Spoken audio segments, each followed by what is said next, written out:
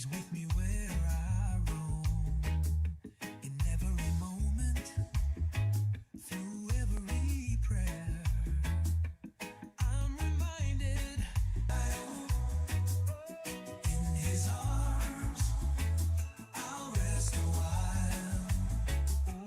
When I'm lost, he's the way, he's always there. His love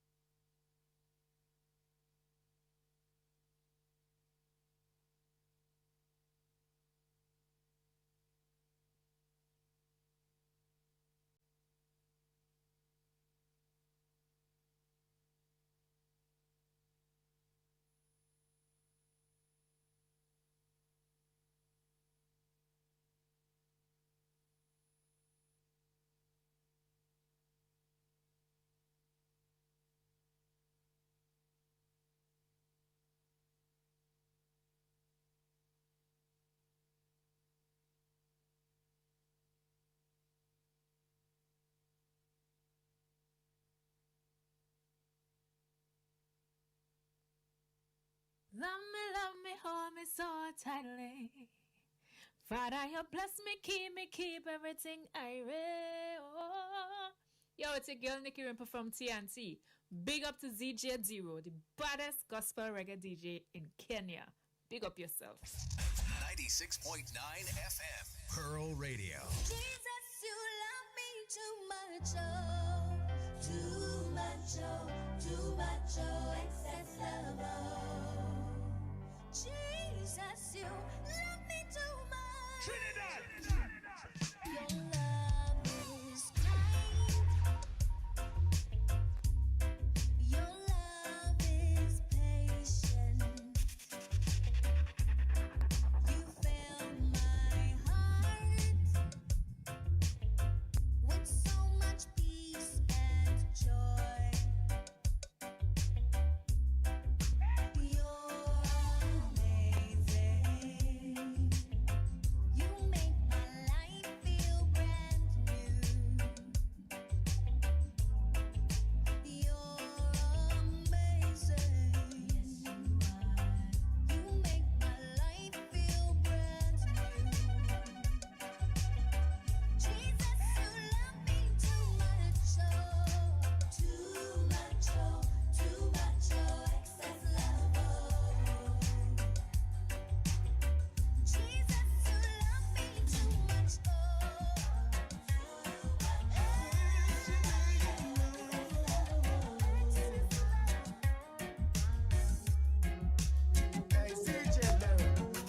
You came out your way.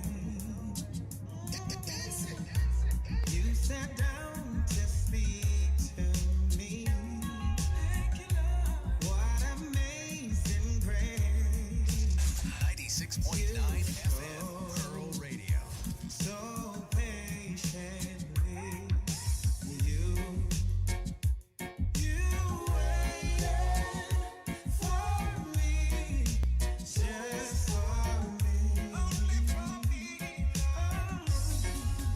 Hey, CJ, you called out my name.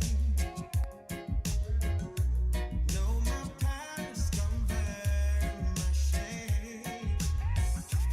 What amazing grace you show so patiently.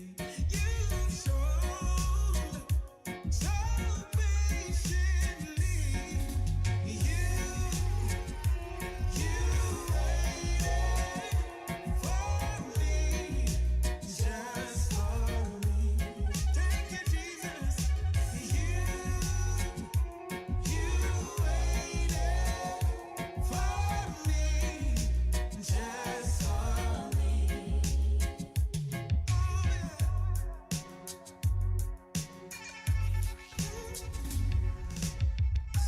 Where would I be if you left me?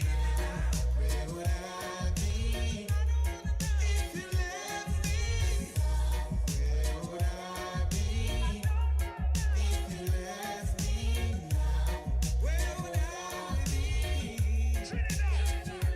Jesus, you waited. You waited. Jesus, you waited. You waited. You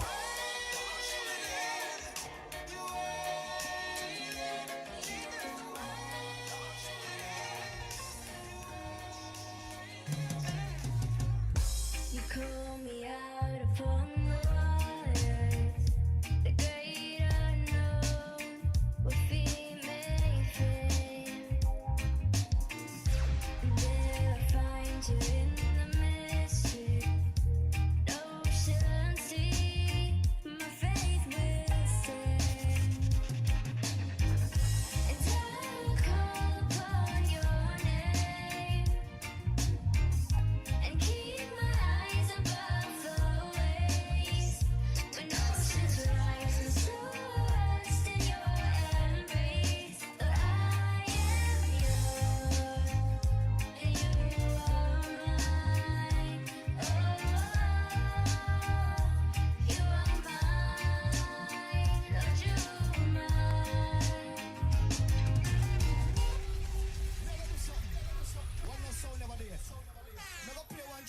never hear yet. Level. Hits after hits. We don't miss. We are Pearl Radio. Talent over hype. Hey, CJ Darrow. You call me out upon the waters. There I find you in the mystery. Ocean sea, my faith will sing. And I will call upon your name and keep my eyes above the waves. When oceans rise, my soul rests in your embrace. But I am yours, and you are mine. Oh, you are mine, Lord, you are mine. Your grace abounds in deepest waters. Your sovereign hand will be my bounty. You never, and I will call upon your name, and keep my eyes above. I am yours, and you are mine. Oh, you are mine, Lord, you are mine. Spirit, lead me where my trust is without borders. Let me walk upon the waters, wherever you would call me. Take me deeper than my feet could ever wander, and my faith will be Walk upon the sea, praise the dead. You reign in majesty, mighty God, and everything written about you is great. Said you are great, yes, you are. Holy One, mighty God, and everything written about you is great. Hey, DJ Darrow. You are great. You are great. You are great. Yeah, yeah. You are great. You are great. Say you are great.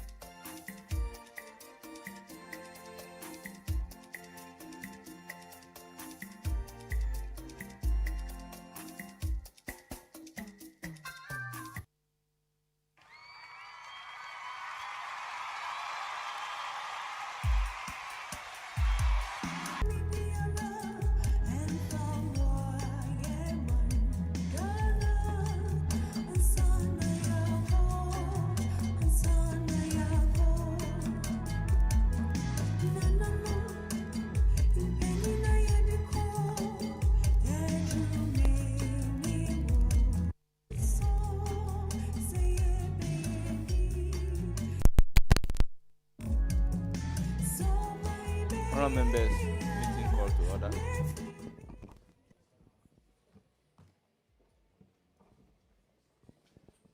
Honourable members, prayers.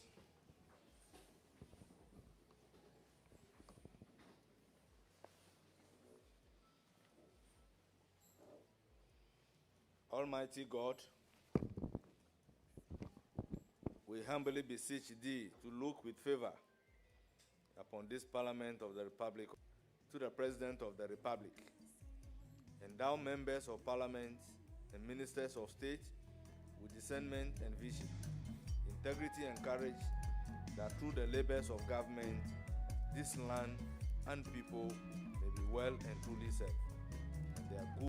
O God, grant us a vision of our country, fair as it might be, a country of righteousness, where none shall wrong his neighbor, a country of plenty, where evil and poverty shall be done away with, a country of brotherhood, where all success shall be founded on service, and honor shall be given to the deserving, a country of peace, where government shall rest on the will of the people and the love for the common good, that they may give time, thought, and sacrifice to speed the day of the coming beauty of Ghana and Africa. Amen. Amen.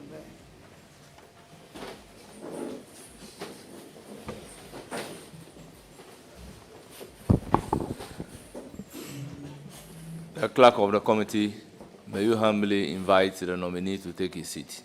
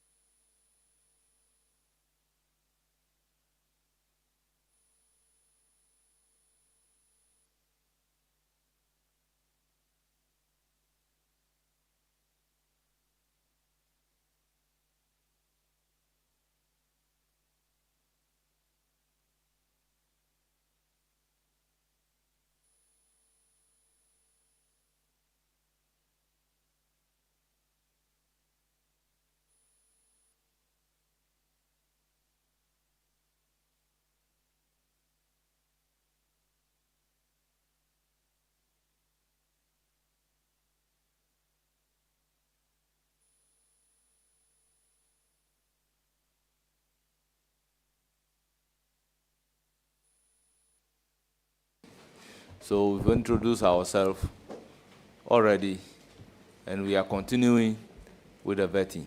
So please administer the oath. Minister the oath.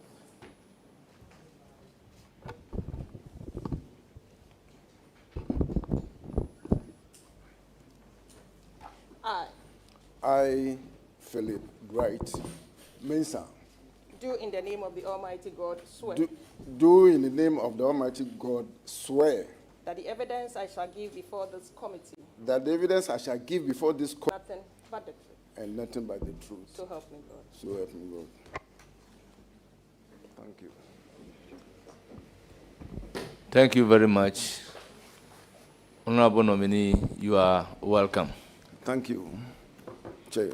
Honorable members, without much ado, we'll proceed to start the vetting. Judiciary Committee. Honorable Chairman, you have the floor. Thank you, Chairman.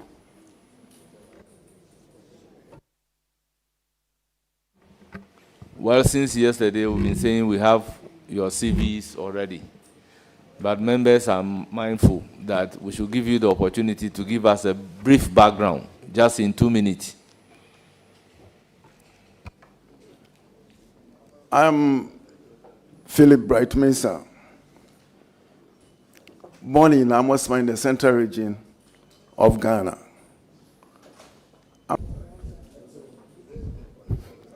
4 children.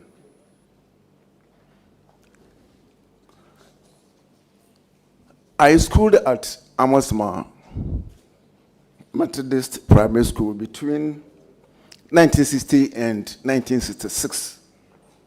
Then 1966 to 1970, I went to Amosma DA Middle School. In 1971 to 1974, I schooled at Commercial Service Institute, a commercial school in Cape Coast.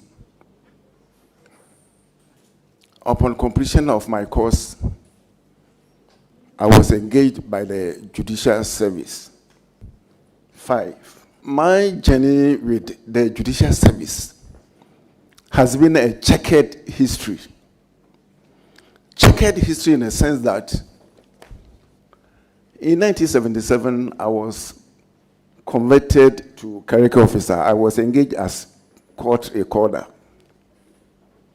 Then in 79 to 1983, I was promoted to the rank of an assistant registrar.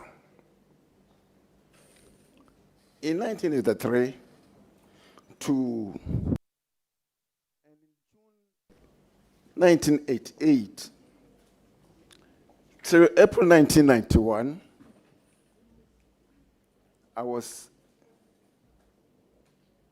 between 1991 and November 1996 and 1997, I was the regional administrative officer of Judicial Service, 2nd. Then in September 1997 to December the same year, I was promoted to the position of Deputy Chief Registrar and was drifted to... My Lord, your CV is very rich, so it's okay. Thank you so much. It's okay. Yes, so whilst at the Sekeni High Court, it's okay. My Lord, that's why we want to go straight into the vetting. Okay. But some are saying you should give a brief background. Now, at a point, the members are okay with your brief background. Thank you. So we then proceed to ask you questions. So, Chairman of Judicial Committee, you have the floor. Thank you very much. Justice Bright Mensah, congratulations on your appointment as the Justice of the Supreme Court. Thank you.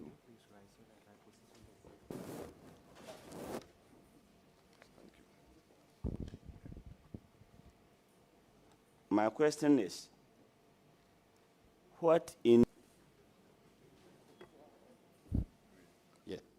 trade? Trade. Yes. It's a threat to the judiciary. Danger. Something that may pose danger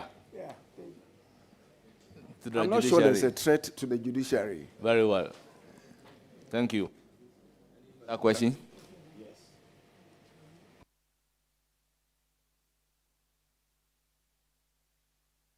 Question is,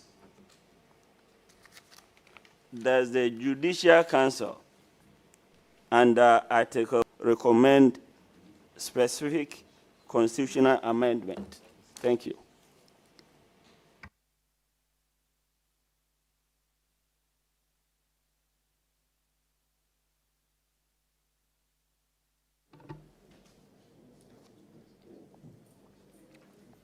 Mr. Chair, when we talk about judicial independence, the Constitution itself says in Article 1, it says, justice emanates from who shall be independent and subject only to this Constitution. Now, when we talk about judicial independence, we are talking about the work of the judges and not the judges alone, but also the administrative setup of the judicial activity. The Constitution is very clear on it that as a judge, if I'm sitting, nobody can direct me what I must do or say, insofar as I'm seized with the facts and the law that I have to apply to the case that is before me. So I will not entertain any direction from even the president or the chief justice. And that is the independence I'm talking about. Now, the other side of the independence, the head of the judiciary and also the head of the administration. Therefore, we have to collaborate with the chief justice has to collaborate with the executive, because when we are talking about the activities of the courts, talking about remuneration of judges, also, you can't say that because you are independent, you want to go solo. In any event, it is the executive who will give you the funds, because if you draw up your budget, it has to go to the executive. You have to go to the executive for them to give you the money, subject to the approval of Parliament. Therefore, when we talk about independence, it's not absolute, especially when you are talking about the other side of the work of the judiciary. But then when it comes to the judicial activity itself, where the judges are supposed to apply the law to the facts of the cases before them, that one is absolute. No one can interfere with the work of the judge or a magistrate. Thank you. Any supplementary? If not, then you go to your third question. Okay. That is okay. I have a different question. Okay, thank you.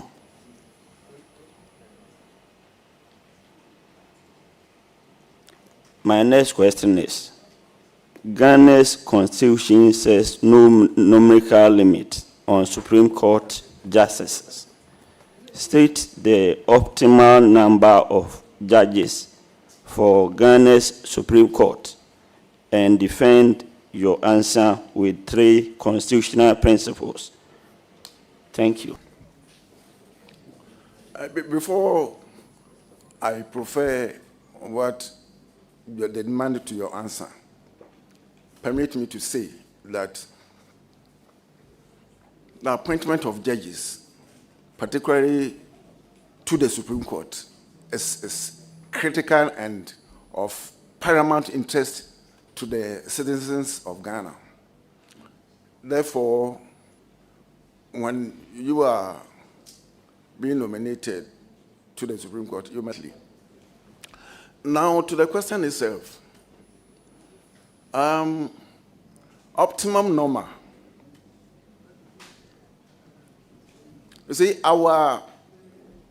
the jurisdiction of the Supreme Court is so wide in comparison with other Supreme Courts, even our next door neighbor Nigeria, is appellate jurisdiction, civil and criminal.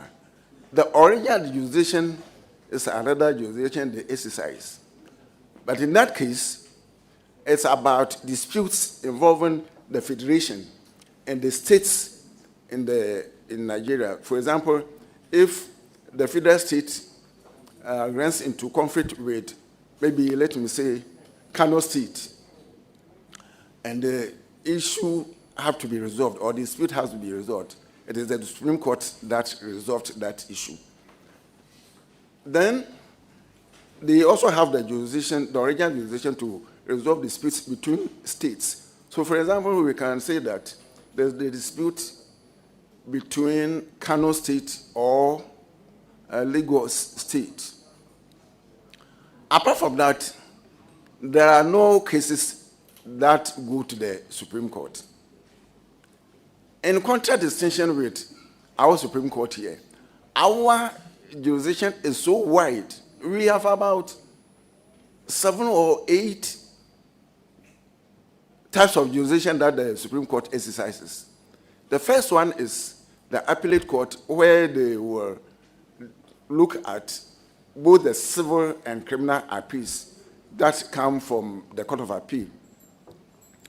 We also have the original jurisdiction where the Supreme Court is called upon to interpret provisions of the Constitution which people think, or the parties in the case may think that they have given varying opinions, so that if the parties have not added them as to the nature of the provision or the intent of the provision, it is the Supreme Court that they will go for the resolution of the matter for purposes of interpretation.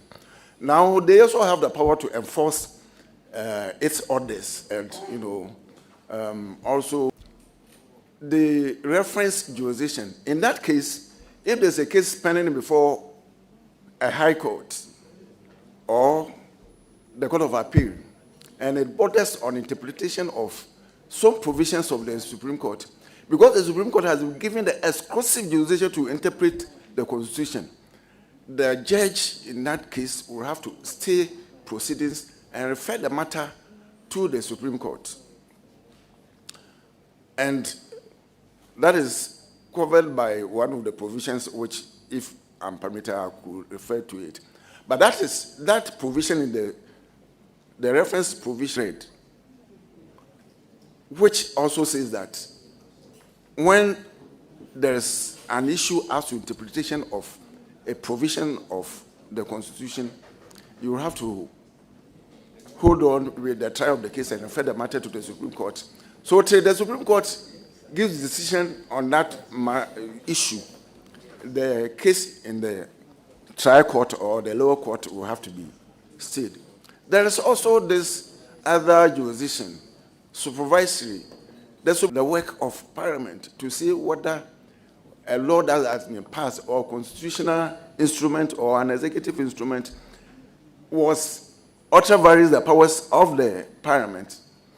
In that case, they will go under Article 2.1 and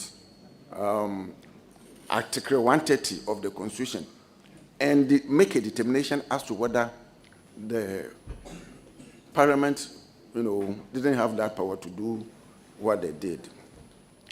Beyond that, the Supreme Court is also seized with that power of hearing appeals from the National House of Chiefs. But before the case goes to the Supreme Court of the National House of Chiefs, the appellant who is challenging the decision of the National House of Chiefs must obtain the leave of the National House of Chiefs. If it is refused, that application must be repeated at the Supreme Court, and if leave is granted, that is why the party will have the right to file its appeal. There's this other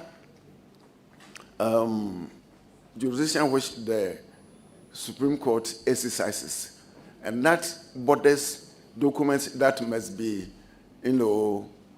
that affects the security of the state. Which must be produced is going to affect the security of the state.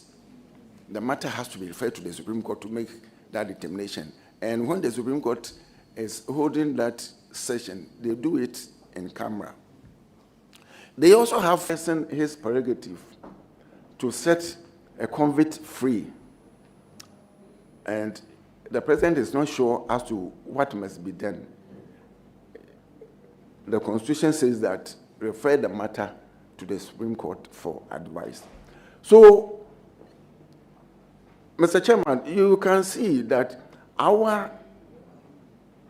the jurisdiction of the Supreme Court is so wide that it has also created the opportunity for cases, more and more cases being filed in the Supreme Court. It may interest Mr. Chairman to note that a case that started in the lower court, maybe the district court, can even travel as far as to the Supreme Court. Of course, when the case on appeal comes to the High Court, and the person who lost is dissatisfied, he will go to the Court of Appeal.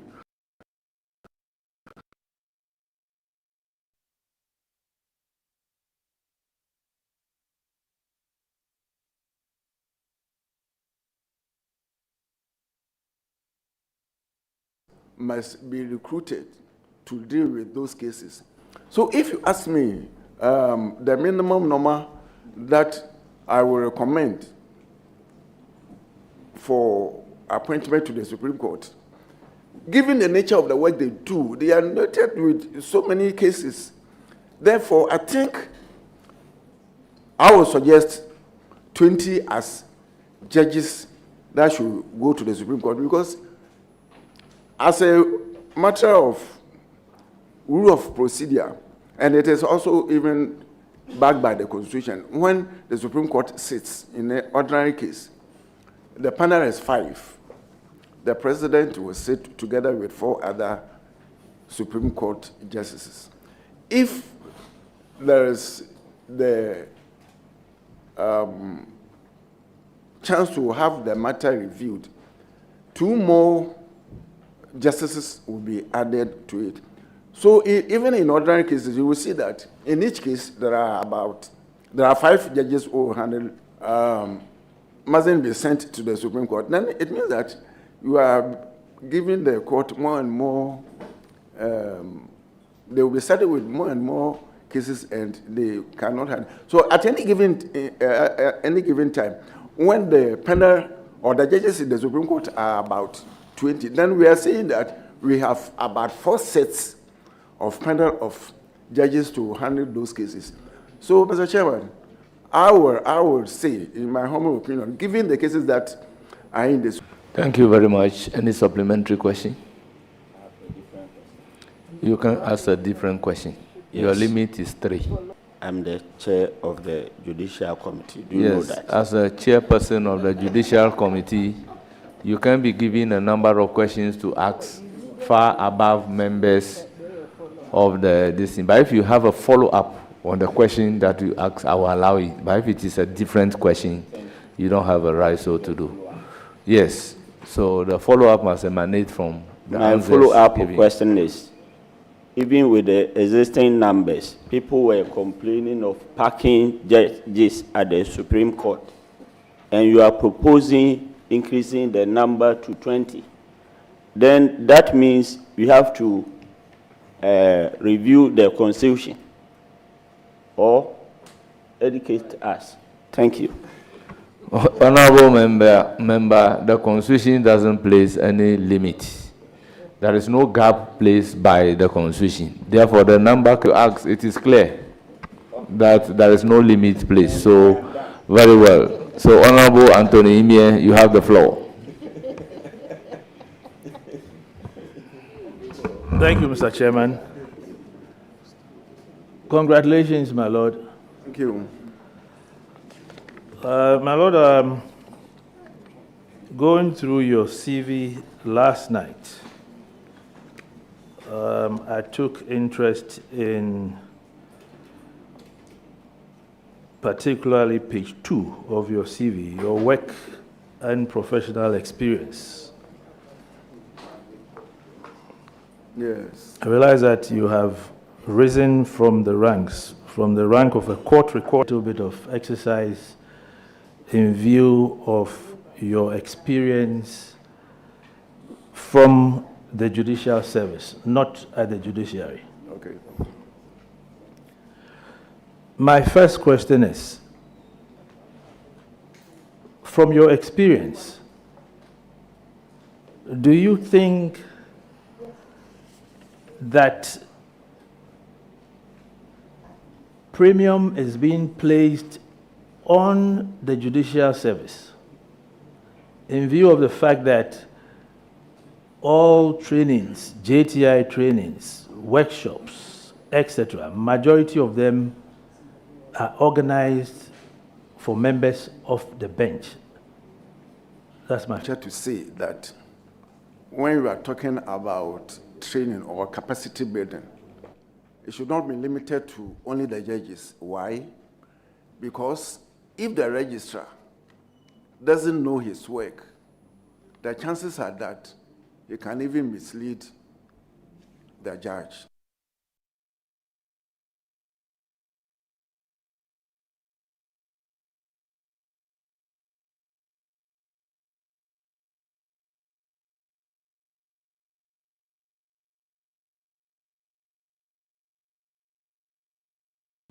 His son is now a justice of the High Court in Kenya, as my CV will show.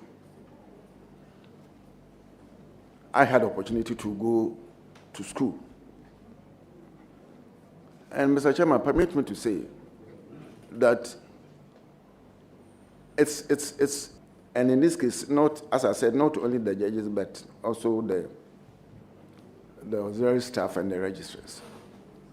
I worked with a judge called Ansechum. I owe Ansechum a great of gratitude. May his soul rest in perfect peace. I was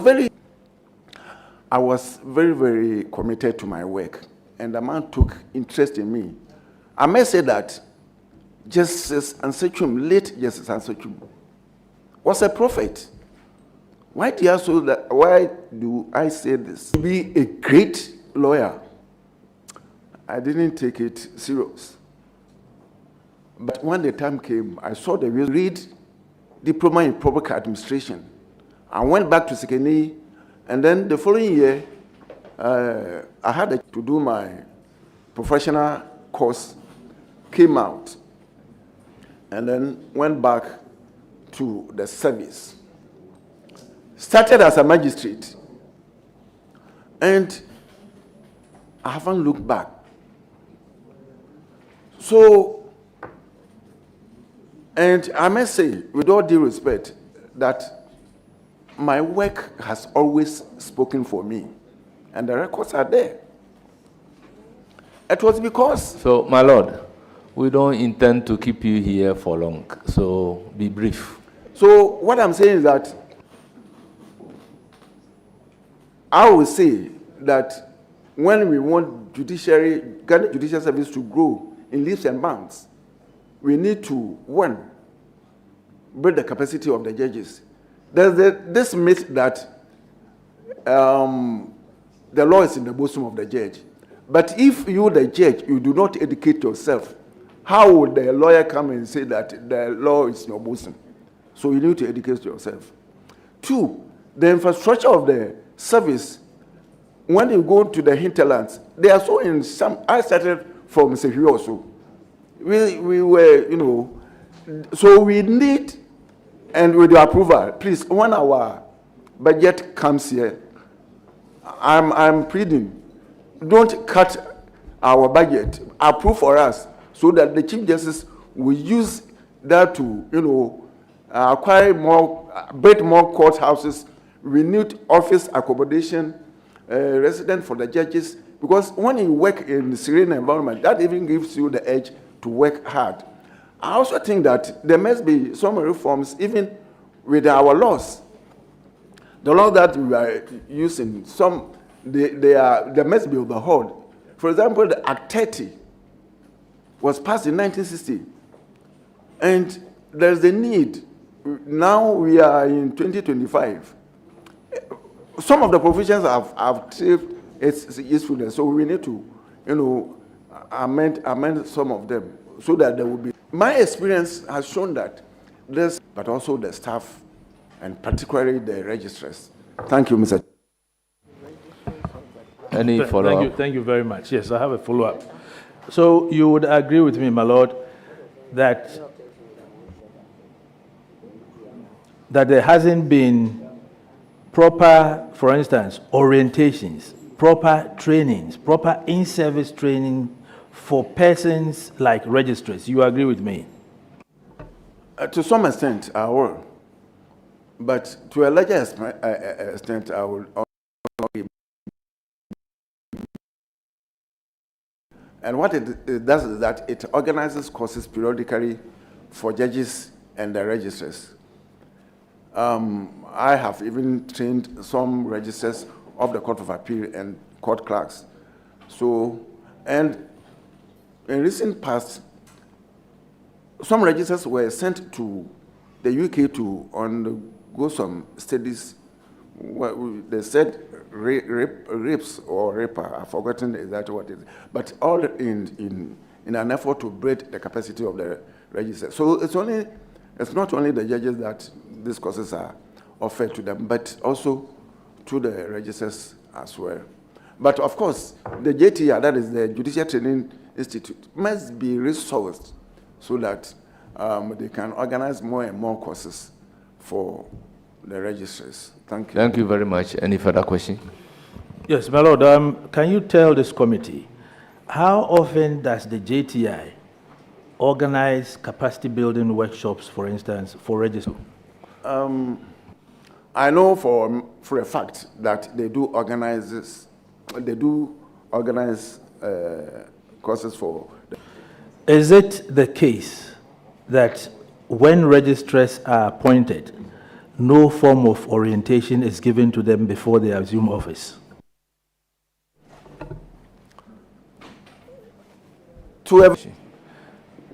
A follow-up to this one. That was the second question. So I have a follow-up. You want me to treat it as your third question? No, so that you ask a follow-up on this? The second question. The last one was the second question. Yes. Yes, so I have a follow-up to the last question. That is the training for... Very well. Yes.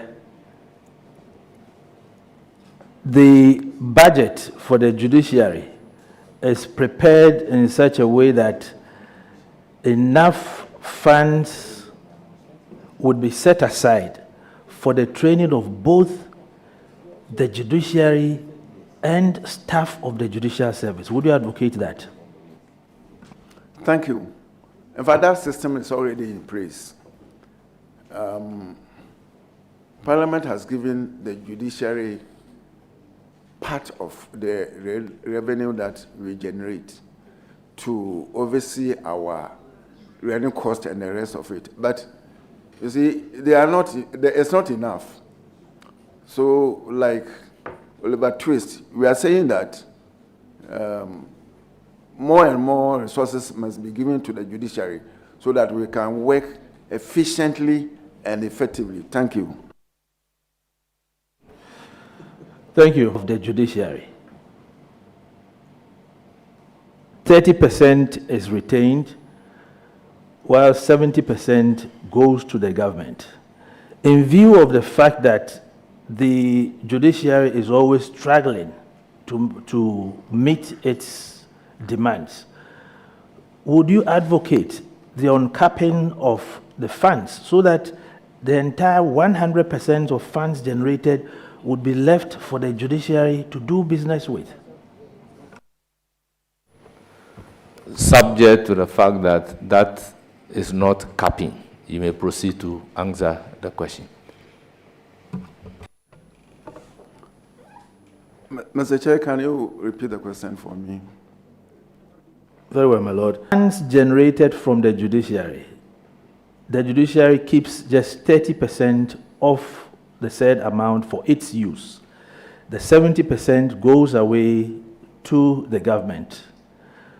What I want to find out from you is, in view of the fact that the judiciary is struggling to do its work, do the judiciary to retain everything it generates for its use? Indeed, it would be a good idea if that was done, but I'm afraid the revenue that we generate, the fund that the government, applies to its activities, including should retain 100%. I will not advocate for that, but I will say that maybe about 50. Floor to Honorable Bid Awantanzuma Azidi. Thank you very much, Honorable Chairman. Congratulations, my Lord. And I've also listened to you appointed a Supreme Court judge. Thank you. You have done all that it takes to become a judge, right from the magistrate through the ranks at the Supreme Court. And I think that I will not worry myself about whether you are qualified to be a Supreme Court judge. Thank you very much. My Lord, good morning and welcome. Thank you. Good morning. And congratulations, my lord. Thank My you. lord, I heard you talk about the jurisdiction and the workload of courts in Nigeria, Federal Republic of Nigeria. And I want us to do a bit of comparison with ours here. Okay. So the Nigerian Constitution, 1999 as amended, and in their case, they call it sections. Section 2302B of the Nigerian Constitution provides, and I quote, "The Supreme Court of Nigeria shall consist of such number of justices of the Supreme Court not exceeding 21, as may be prescribed by an act of the National Assembly." In Ghana, ours is in Article 1281. The Supreme Court shall consist of the Chief Justice and not less than 9 other justices of the Supreme Court. End quote. So, in other words, they have a ceiling, but we have a floor. So, at some point during the presidency of President Buhari, they even had 13 justices of the Supreme Court, the Federal Republic of Nigeria. But is this sustainable? And having regard to the fact that Article 128 is not an entrenched provision. The entire Chapter 11 has Article 125, 127, 145, and 146 as the only entrenched provisions. Do you think we should do something about this, especially having regard to the fact also that 230 million people reside in Nigeria and about 32 million in Ghana? We have not less than 9. They have not more than 21. Don't you think by reason of these numbers, ours is a bit on the high side and potentially can even go way higher? Thank you. Thank you, Mr. Chairman.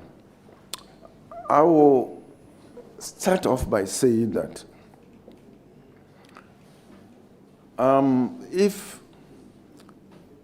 there should be the need for expansion or capping of the Supreme Court, I think that there must be a wide and expansive consultation among all the stakeholders, lawyers, GBA, constitutional lawyers, the academia, even the political parties themselves,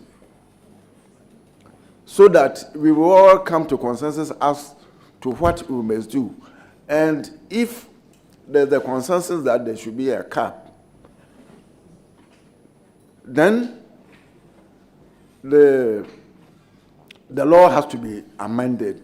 Fortunately, as you said, I also looked at the law, and that is not an untrained provision of the Constitution. So the amendment, as it were, can be done without much difficulty, except that, as I advocated, there must be a very wide consultation issued to us last week. 595 cases were pending in the Supreme Court. So when we are talking about capping, we must also take into consideration, as I've said already, the number of cases that are in the Supreme Court pending for attention. Thank you. Chair. Any follow-up? Follow-up question. The ground rules. I acknowledge, the ground rules. In view of the expansive jurisdiction of the Supreme Court, chieftaincy, jurisdiction, election, Supreme Court, presidential elections, and so on and so forth.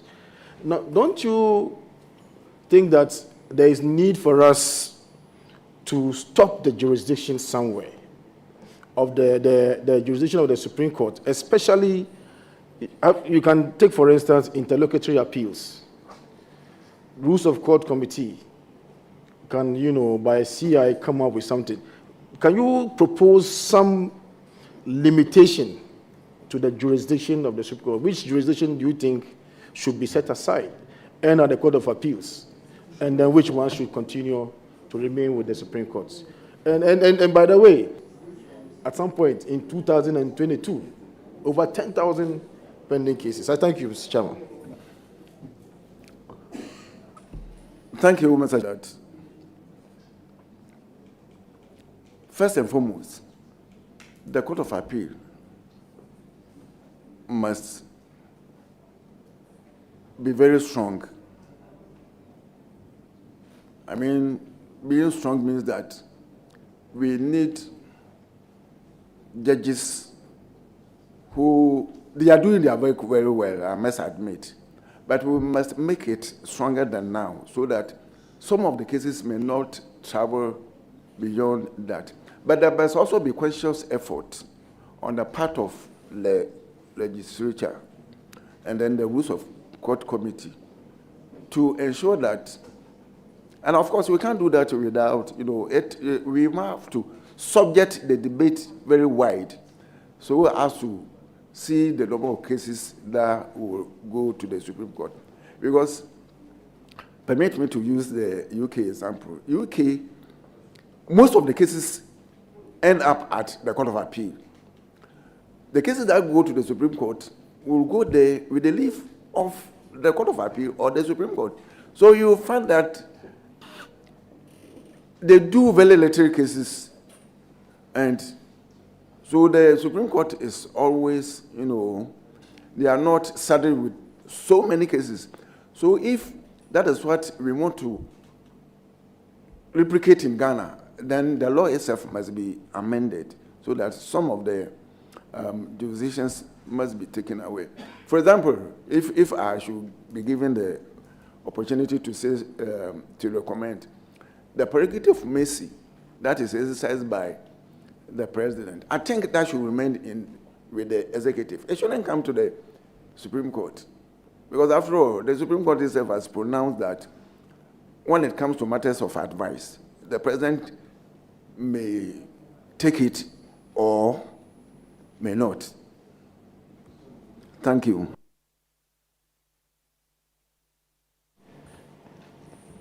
My Lord, with the leave of the chairman. Please, he said the mercy, not writ. Prerogative of mercy. Mercy, yes, prerogative of mercy, which is vested in the president. The president may come to the Supreme Court for advice. And once the interpretation placed on the advice is not compulsory or is not binding on the president, he feels that it should rest with the president. Yes.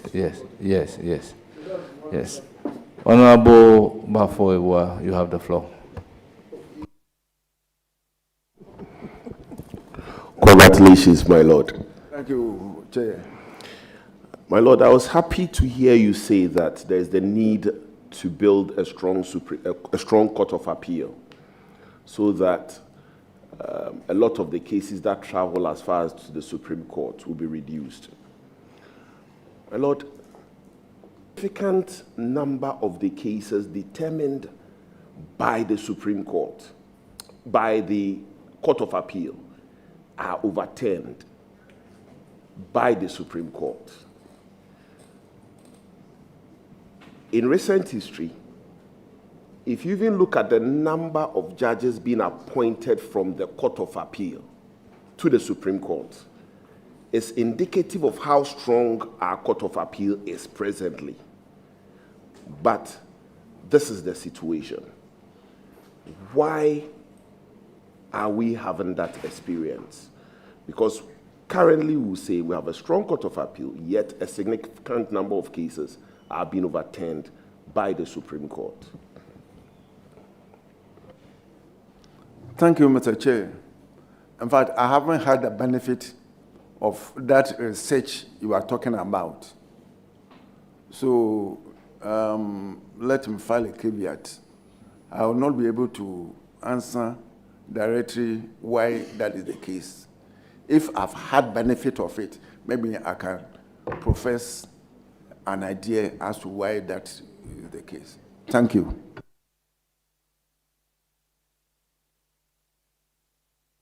Thank you very much. Honorable Alec Blim Akurugu. Thank you, Mr. Chair. Congrats expanding access by breaking the monopoly of the Ghana School of Law. There are a lot of people who have completed their LLB and are home. Some of us are even planning to go read law, but we get scared about what is happening.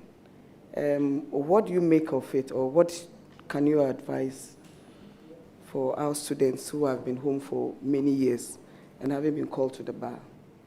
Thank you. Thank you, Mr. Chair.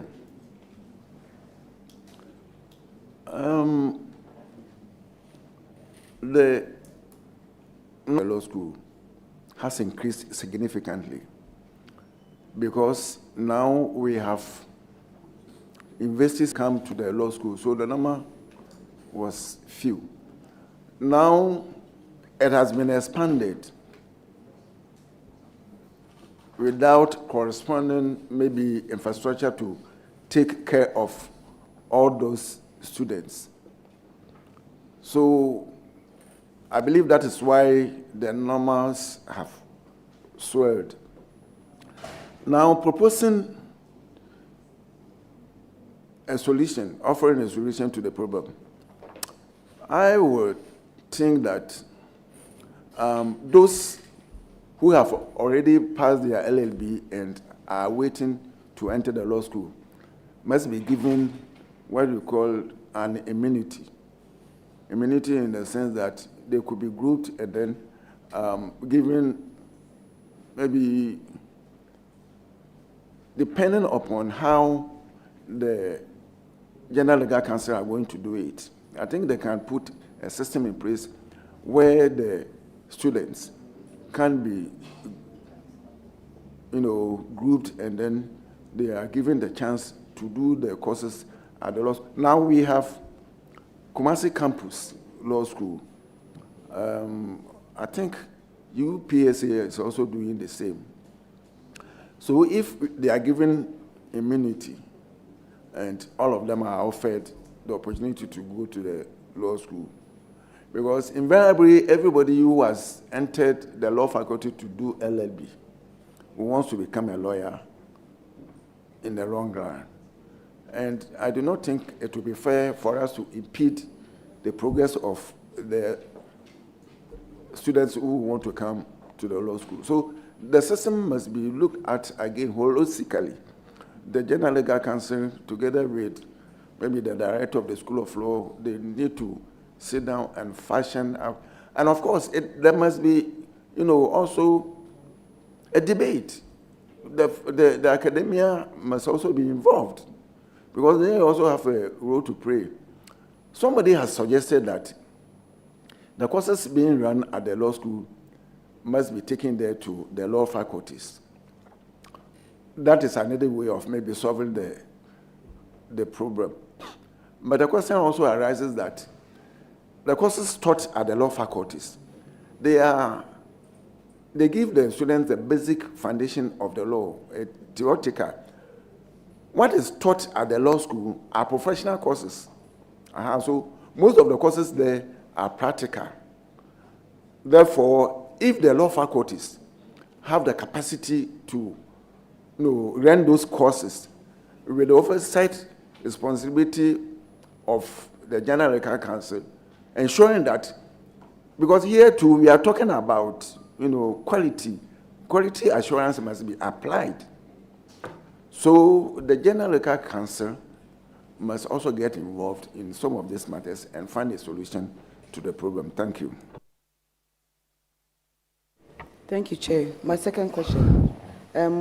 Judges are seen not to have a social life because of the kind of work you do, pressure on you to read cases and run around. How do you balance your social life with your career? Thank you. Thank you. The life of a judge is something which unless you have come into our fold, you will. Because the steps that you take, wherever you go, and the things that you do, you are in the public eye. So when we are also talking about trust in the system, you, the judge, you must behave yourself such that people will have confidence in the courts that they are coming for justice. It's not only that the justice must be served, but they must be seen that justice is being done. So, for example, if I'm a judge and I move my car and go at my friends, it gives room for suspicion and the rest of it. So sometimes you have to isolate yourself. Me, for example, I pick and choose my friends. And if I check, I believe yesterday, the last nominee said something which we were all amazed that because of his work, his marriage has to suffer. That is the kind of we are to so. And the point is that even if you see a friend, a lawyer, you can't even go and shake hands with him because people will say that he is the friend to the lawyer. So that is the situation we find ourselves. But you see, that is the job we have sworn to do. So we will manage it. Thank you. Thank you, Mr. Chair. No further questions. Congratulations once again. All the best. Thank you very much. Then I'll give the floor to Honorable Yaoboma. Thank you very much. Congratulations, my Lord. Thank you. Chairman, full disclosure, my Lord has been a very good friend of mine for many years. And I'm happy to see you go up. I wish you well. Thank you. I remember Republic versus Osei Antonia Koto Osei. Jana was for Osei. Brilliant submission of no case, which you upheld. A 90-page submission of no case, which you upheld. And Osei got out of the woods. I've read recently some decisions of yours, the Amewu matter, the Atufosi matter, that I know you to be a very bold judge, regardless of who is before you. Thank you. And that is commendable. Thank you for the observation. That's very commendable. What gives you that weight and motivation? Because the kind of cases that I've read you handle and taking those bold decisions are very political in nature. The stakes were very high. I would have wished my colleague Balfour to have been around, since he said most of your cases are overturned on appeal at the Supreme Court. Some of these, on some of them, the Amewu matter, the Osei, Jambafor, Atufosi and Co. So those are matters that you've determined already, so you can give us an overview. Thank you. Thank you, Chair. Amewu. Amewu. John Peter Amewu. John Peter Amewu. That case is still sub judice. What came before us was for an application, interlocutory, for an application for interlocutory injunction. So the case itself is pending for hearing. The appeal itself is pending for hearing. So it will be unethical for me to say something about it. Thank you. In the case of Osei, hello, do you still remember the facts? Talking about some rice importation from India. From India, I do to some extent, but it's, as you rightly said, it's a long time ago. So what I would say is that in that particular case, or generally, my position has always been that as soon as I hand over my judgment, I don't think about them again. Because if you are dissatisfied with it, you have now.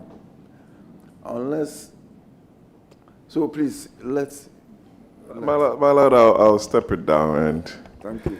And ask you if you still have some good friends at the bar, because when you are at the financial court one, anytime a case is brought to you and the lawyers discuss, they say, you are going to Justice Bright Mensah's court. Hey, oh, no, it's real.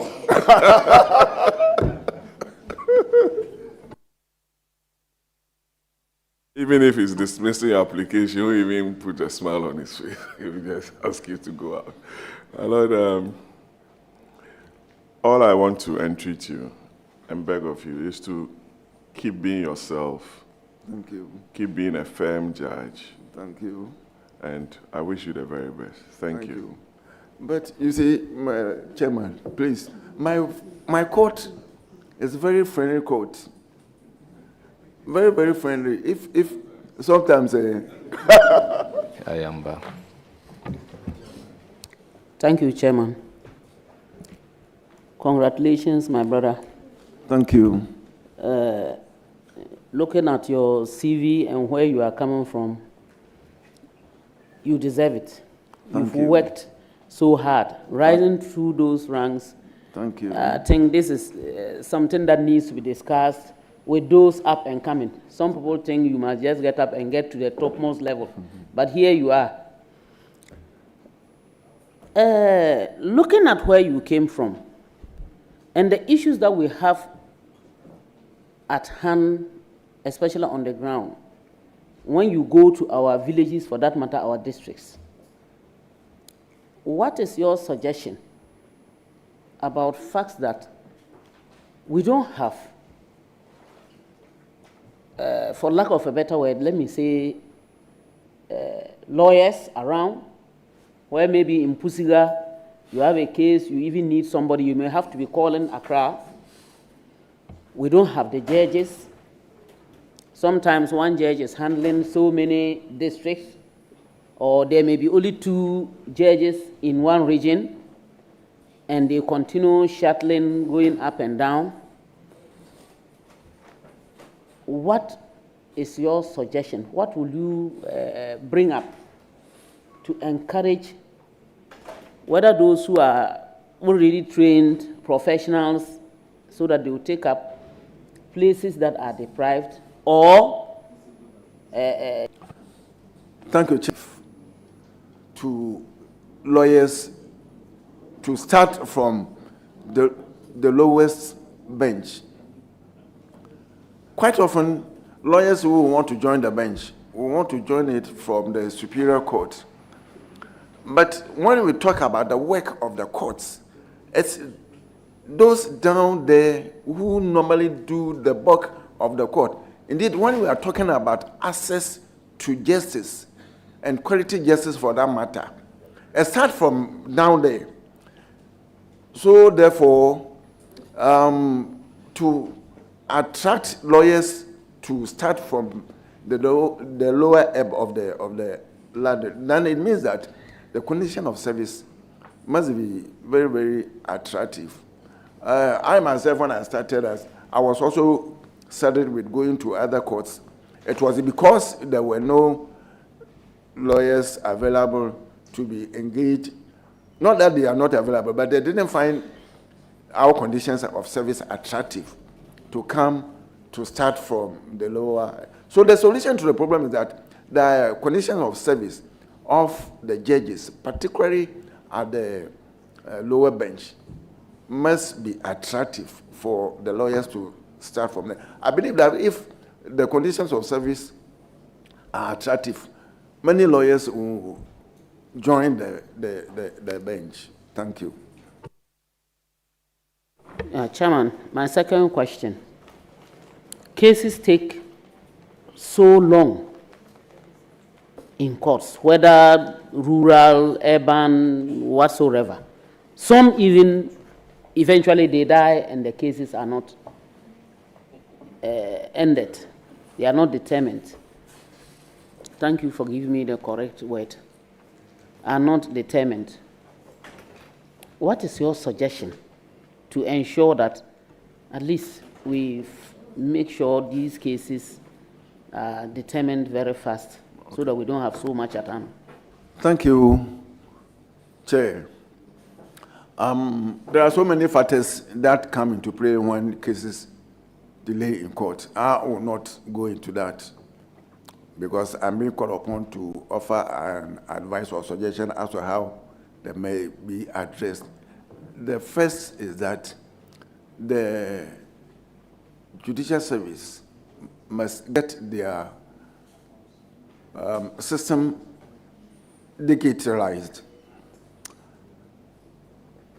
because now the modern trends are that if we were to digitalize our systems, cases filed will be filed electronically. When they are filed electronically, the belief that we'll have to effect service, we'll also do it, the proof of service, if it is served, you will issue proof of service and then it will be uploaded into the system. So we will not get a situation where a bailiff, though has served a process, will not prove service. Once proof of service is not on the docket, though the process has been served, the judge cannot go on with the case, and that will mean that the case must suffer an adjournment. When we also talk about e-justice system, we are also talking about virtual court. In other jurisdictions, even in Africa here, Tanzania and Kenya have invested so much in the judicial system, such that once the cases are filed electronically and the submission of cases are generated electronically, so the Chief Justice will not even have the power or has no control over who should sit on a particular case or the other.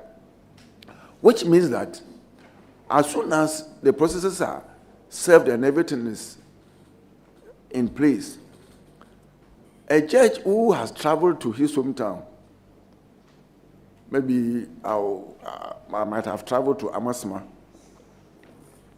and if a case is put before me, I will not have an excuse to say that I'm not in Accra, so I can't do the case.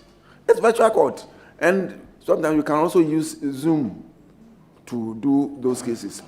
If we were able to do that, I think it will be a leap forward, so that cases will be tried as expeditiously as possible. But if we feel that we must remain where we are, we won't get far.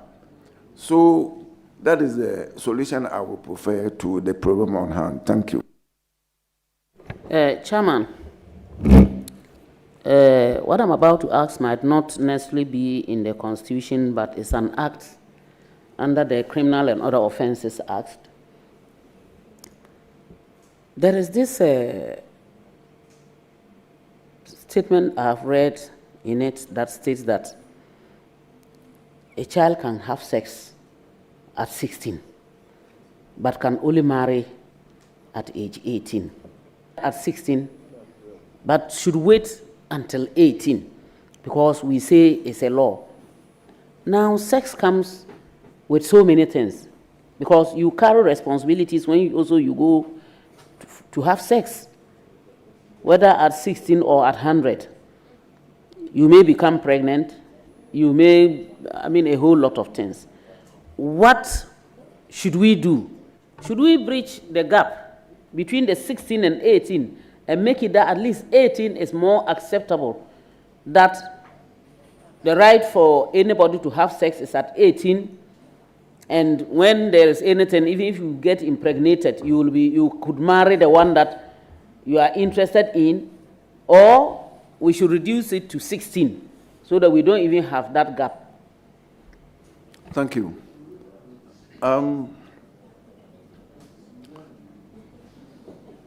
I think the interment of the law, which put the marriageable age to 18, was thinking that by 18 years, the girl would be a mature person to be able to know her responsibilities so far as marriage is concerned. Now, why should a girl have sex at 16 and not be permitted to be married? There's more of a moral question, sort of. Because look, 16 years, what does a girl know? The girl does not know anything. But if she's 18, and the Constitution even makes, describe an adult person as 18 years. So if you are 8 for yourself when you are married, but if you are 16 years, I think it's quite. See, at 16, the girl must be in school. You should not go and follow a 45-year-old man. Thank you. I need to know whether we should then look at, we should amend it. Amend it to 18 years for. Oh, then that the girl can't have sex. Have sex at 16. Hey,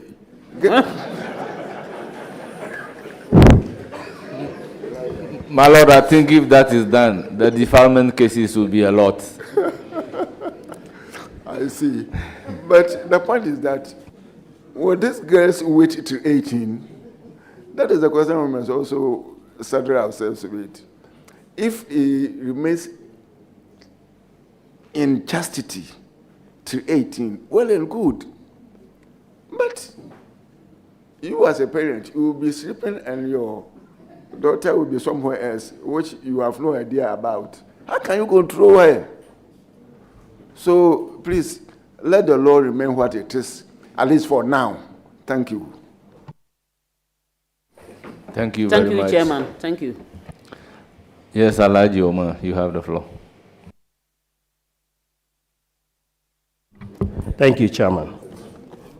My Lord, Philip Bright, congratulations.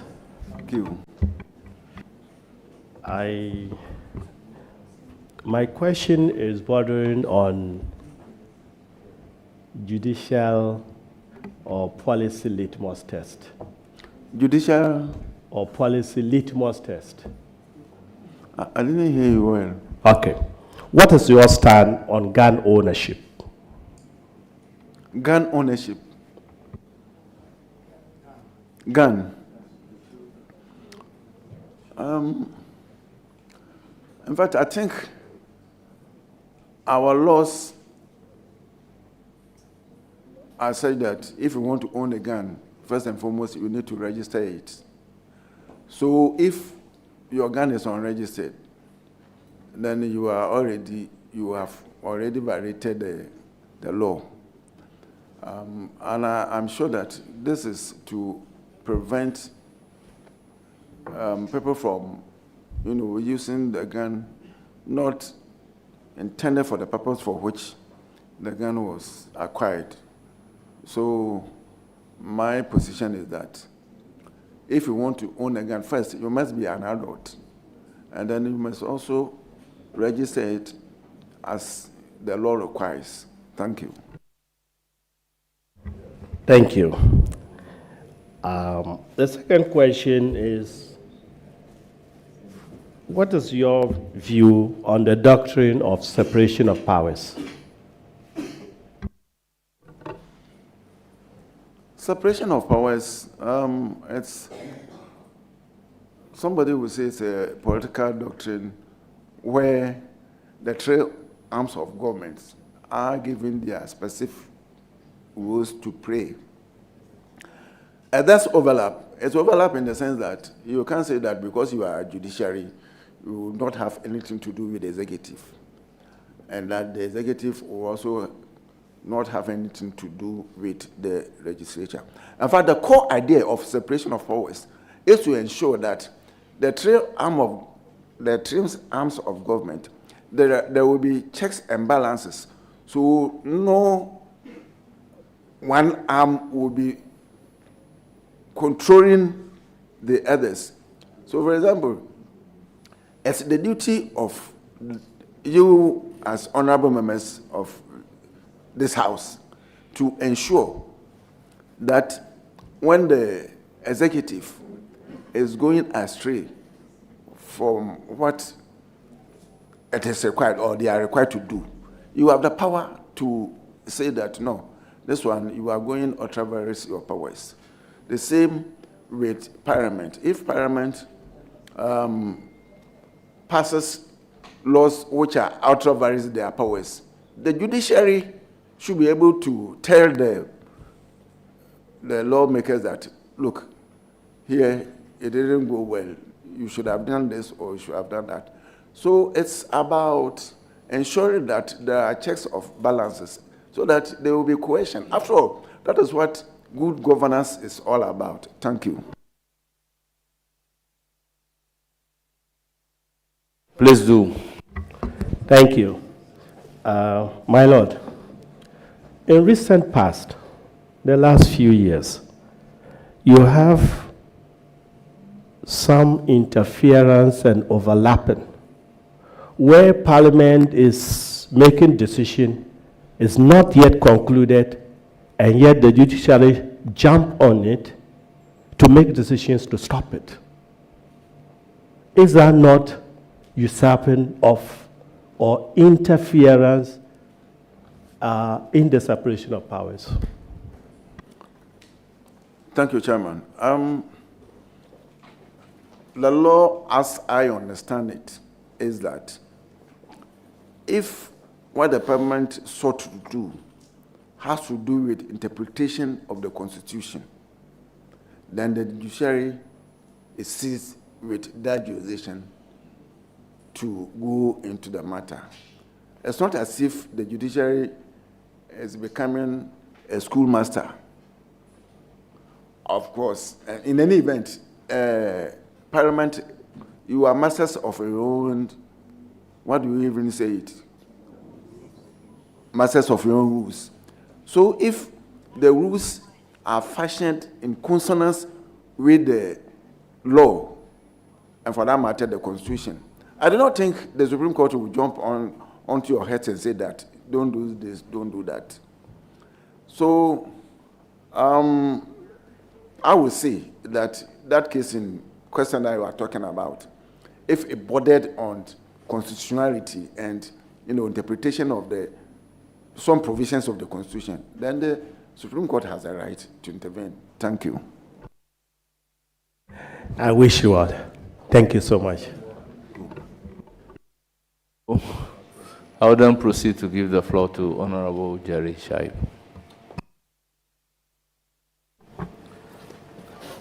Thank you very much, Honorable Chair.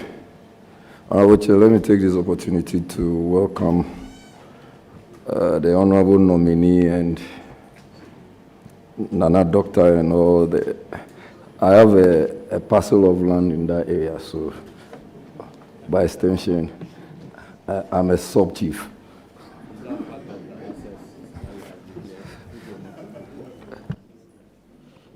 Is that part of assets that you have declared? Mr. Chair, I was given the land last night. Thank you very much. Nana Justice, congratulations and you are welcome. Thank you, thank you. Honorable Nominee, you've been a registrar of the court, and I believe for a period before getting to the High Court and then the Court of Appeal. And therefore, you are versed with a lot of knowledge on judicial matters. Respectfully, would you recommend any judicial reforms to this committee? Certainly. Thank you. I've already made mention of some reforms that we can put in place to ensure that cases that come before us are tried expeditiously. And I made a point of court that we also work with needs looking at again. For example, the High Court rules, CI 47. Indeed, we had the previous one, which was promulgated in the 50s. It was only in 2004 that we changed it, and that has become our tool that we work with. Now, there are also inherent difficulties or problems with some rules of our engagement. For example, interlocutory appeals. I'm talking about interlocutory appeals, both in civil and in criminal. Interlocutory appeals, when a decision is made by a trial judge, while the case is pending, most often the party that is dissatisfied will want to go on appeal. In that case, and if he applies for stay of proceedings, it's certify the hearing of the case. Now, this has become fashionable that if you are doing a case as a judge, when you cough, a party will want to go up. When you sneeze, and sometimes they go even as far as to the Supreme Court. Meanwhile, then the case will still be pending.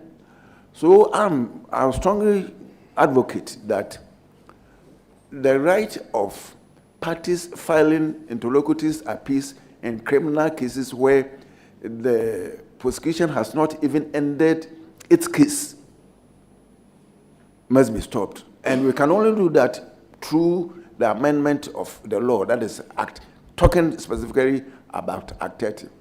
Now, another area which also needs reforms is our jury system. We inherited this system from our colonial masters, Britain, where they started this system. As I speak, India, some Commonwealth countries like India, Singapore, and South Africa, they have abolished the system. Why? Because it's not functional.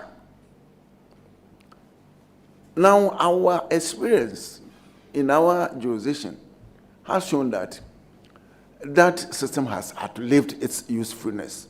So I would give one example. When I was in the High Court, I did assizes. That was before my transfer to Sekene in 2015. I did a case where I had summed up the evidence to the jury. And as much as possible, I did it that everybody in the courtroom, or maybe those in the courtroom who understood what we were saying, anticipated that the jurors were going to, bring a verdict of guilty. They came out and said that the accused persons were not guilty. And you see, the law is also that they are the judges of fact. So their verdict is even binding on you, the judge. You may disagree, but you cannot open your mouth. You have to work with it. And there was a doctor who has been subpoenaed, have come from Ankafor Psychiatric Hospital to give evidence in the case. The doctor was in the court when I was delivering my seminar. The man was so disappointed that he said that if that is what the jurors here are doing, that I will never come back again. He didn't come. So the case will have to be, I left it because I was then on transfer to Sekene. So we can give examples, but because of constraints of time, I will not do that. But I'm saying that in its place, we should establish what we call assessors. In assessors, the judges who will try the case will be 3, and there will be lawyers. There will be lawyers who have become judges. They will sit on the case. And we have it on our statute books when judges try treason and high treason offenses. It's assessors. We don't do it jury. Our jury system here is porous. Some of them have become professional jurors. So that is one area which our advocate. Thank you. Thank you very much. My Lord, I asked this question yesterday. I think it was Sir Dennis, my Lord Sir Dennis, that responded. But just opposing that with his response and yours, I'm looking at the issue of, for instance, the criminal interlocutory appeal ruling you made or whatever consideration you made would affect him or her. And if it is not corrected at the point that it has to be corrected, you would end up giving a judgment that would convict him and others. You don't think that the issue of time is key? That's what you said. But are you in the position to propose the time frame within which such appeals should be considered? Which I think is very, very crucial. Because if, for instance, I'm able to know that I can get an appeal for an interlocutory matter so that the court can proceed to deal with a substantive matter, would you consider giving us an idea of what time that appeal should be considered?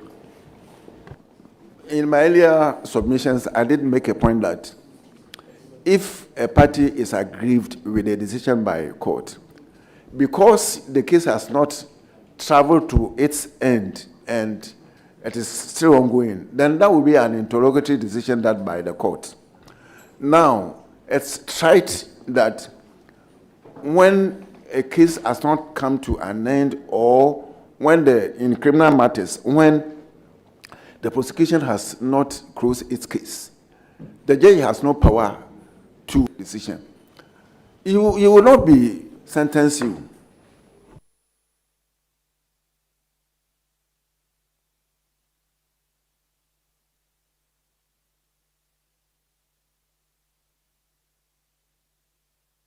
So earlier on, I did propose that right for parties, it could be the prosecution or it could be the defense, to file interlocutory appeals while the case is pending, must be reserved to the end of the case or at the end of the course of the prosecution. Substantive matter doesn't suffer.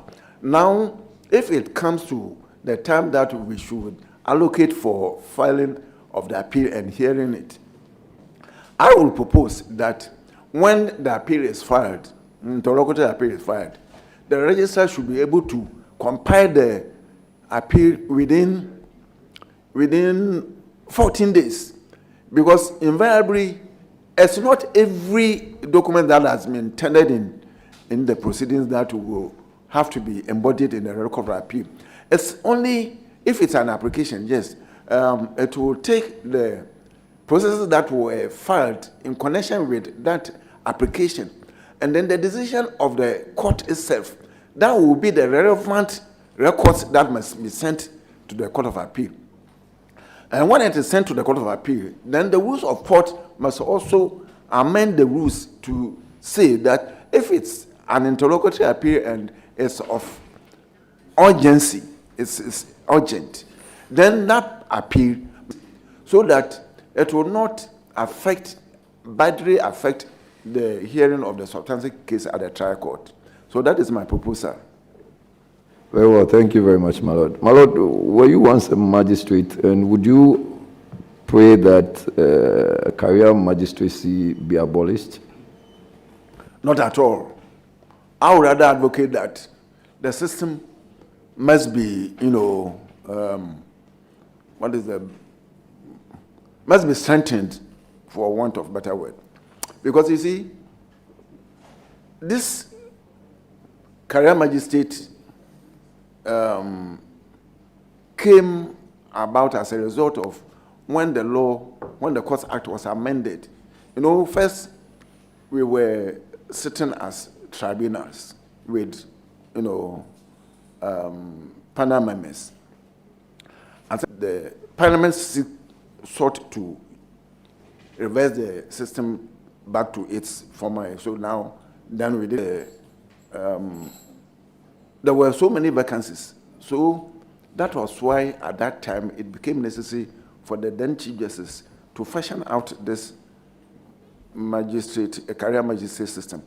And it is not, Ghana is not the only place that we have, applied this system. When you go to Nigeria and Zimbabwe, they have that system.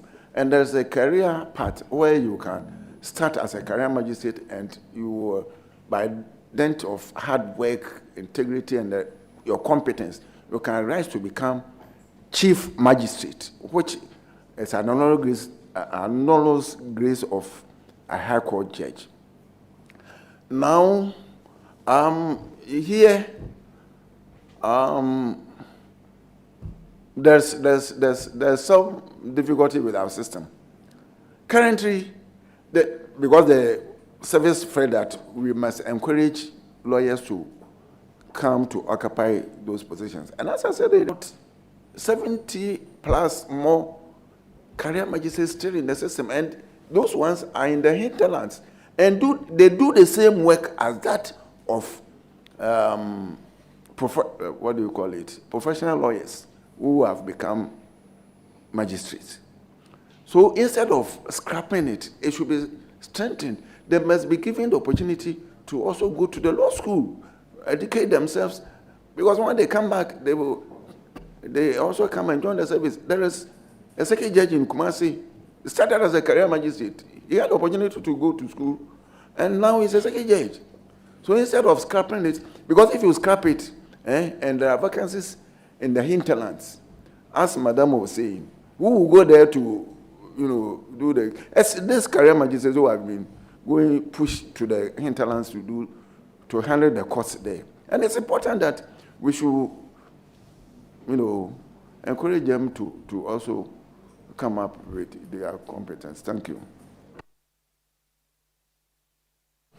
Well, that will be, I have my final question. And sitting in as a judge, Lord, what would be your role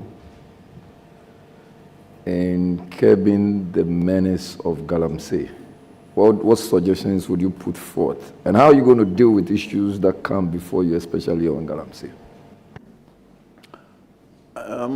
First and foremost, we have this minerals and mining laws. And the offenses that the law creates, Galamsey, what is left is the implementation, the effective implementation of the law. So I think there should be a collaboration between the service and then the police or the enforcing authorities. After all, we are fighting a common cause. If we allow this to go on, and in the next 5 or 10 years, we are importing water because all our water bodies are destroyed. Can we bear it? One area I also engage in this Galamsey activities, destroying our forests and the rest of it.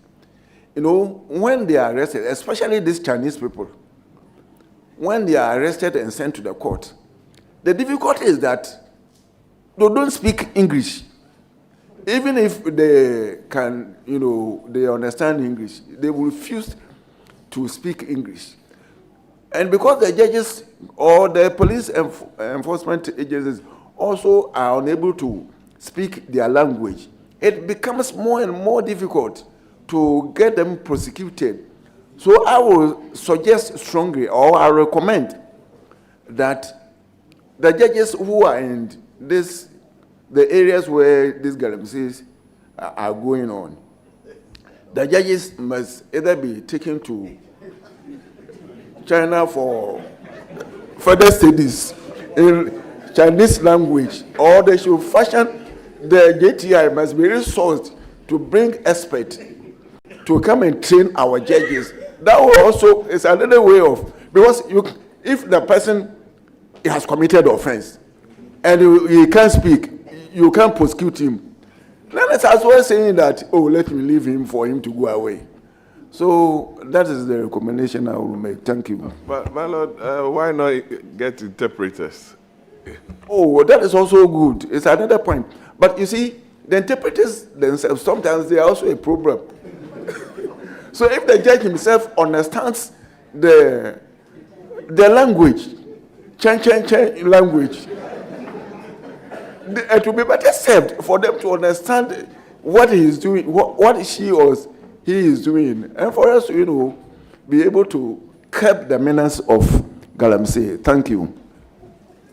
Thank you, my Lord. But so, how does it mean that you want to deport a Chinese person involved in Galamsey? What would be your stand? This is a difficult question. Difficult in the sense that the power to deport is the executives. I'm not in the executive. So I cannot, with all due respect, answer this question. Because the discretion is the executives. Thank you. Thank you very much, my lord. I wish you all the best. Thank you. Thank you, Chair. Yes, Honorable Koku Ruketegan.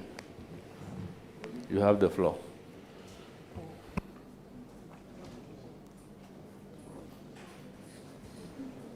Yeah. Thank you very much, Mr. Chairman. Nominee, my lord. Yes, sir. Justice Philip Bright Mensah. You are right, sir. From Amosma. Yes. My neighbor. Your neighbor from Cape Coast. Uncle, I know. Are you cool? Yeah. Going through your CV, just like Abazi, going through your CV as many of us have done here, your CV is an epitome of what will be described as you have gone through the mill. Thank you. You have pretty much climbed the stairs through our courts. So obviously from where you will be sitting, God willing, you will have a much comprehensive view of the whole court system. Thank you. My questions this morning is on how we can improve the inefficiencies within the court system. In Ghana, even though we have district courts, we often hear that the courts are becoming like the circuit and high courts, I'm told. Circuit and the high court? Yes. The district court? The district courts. I see. And we're talking about inefficiencies here. Okay. Do you think we need small claims courts which can deal with matters involving claims that are, say, less than 10,000 Ghana cedis, and deal with those cases in a day or a week maximum? Thank you. Thank you, Mr. Chair. Indeed, the service itself has, over time, devised some means or strategies by which such cases. So, with all due respect, you are not the only one who has raised this question. In fact, who has a small claim must be able to walk to the district court, Graboso, where I also did my work there, so that you will not require the services of a lawyer. You can walk in there, and of course, the district court is a case, the court of summary trial, so you don't have to file too many papers. You go there, if it's about money, as you are saying, the defendant will be served, and when they appear before the court, the magistrate will ask him, look, you owe this man, are you liable or not? If he admits that, it's a very good suggestion, a good idea, but it will also depend upon our lawmakers here. If you give us money to be able to set up the courts, we will be able to set up this small claim court that you are talking about. Thank you. Second question, no follow-up question. Okay. But also relates to the same inefficiencies within our courts and how we can improve on that. And this time with technology. Okay. You did say earlier on that if we have, electronic systems within a court, we can improve on this. I think the problem goes beyond just the electronics, but Okay. the whole data management of the courts. The data collection and the management of it. You realize that maybe the systems are not there, but I think it would be a good idea for the court to start getting people with expertise in technology to help, because the issue is to do with management. The reason why things are quite slow with the court. So would you think that it would be a good idea to invest? I know you've done a lot of, you started many years ago to do some automation in the courts. Do you think you still need more investment in automating the court? To an extent, it cannot be 100%, but at least to a level that will make processes much faster than having some years, some cases sitting in court for years without any solution. Thank you. Thank you. Certainly, yes. The government or the executive, for that matter, must make conscious effort to invest in this project. I said that in Kenya and in Tanzania, I'm told that when you want to electronically file your cases, you walk into what we call here communication center to do it.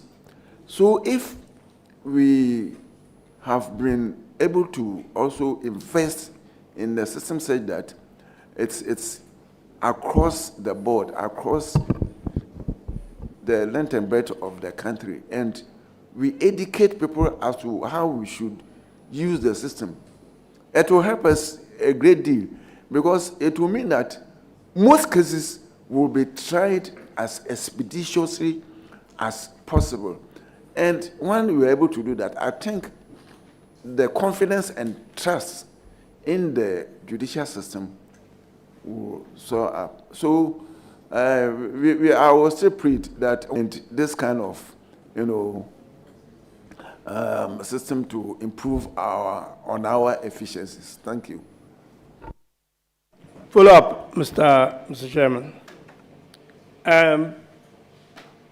Would it be an encouragement as well if this investment comes and a system for judges and the whole judicial system to equip themselves with modern technology to be able to, again, be up to speed, in addition to perhaps introducing Chinese classes so you can deal with Chinese issues? Thank you. Since they become quite rampant in our system now. Mr. Chairman, I do agree. I don't have any qualms about it at all. We should improve our system. Everybody use their laptop. With this, I just noticed on your CV that you're actually a chief of Amosma and the Nyumfahene of Asebu traditional area. Would you let us know what your stool name or title is, please? Mr. Chairman, I am Nanamwa the 8th, or let me say it in Fanti, Asebu traditional area. Mama here not see. Okay, the chief of Asabenfi, the 7th, he has come all the way from Asebu to come and support me. And the Queen Mother and the other chiefs, they are all here to give me their moral support.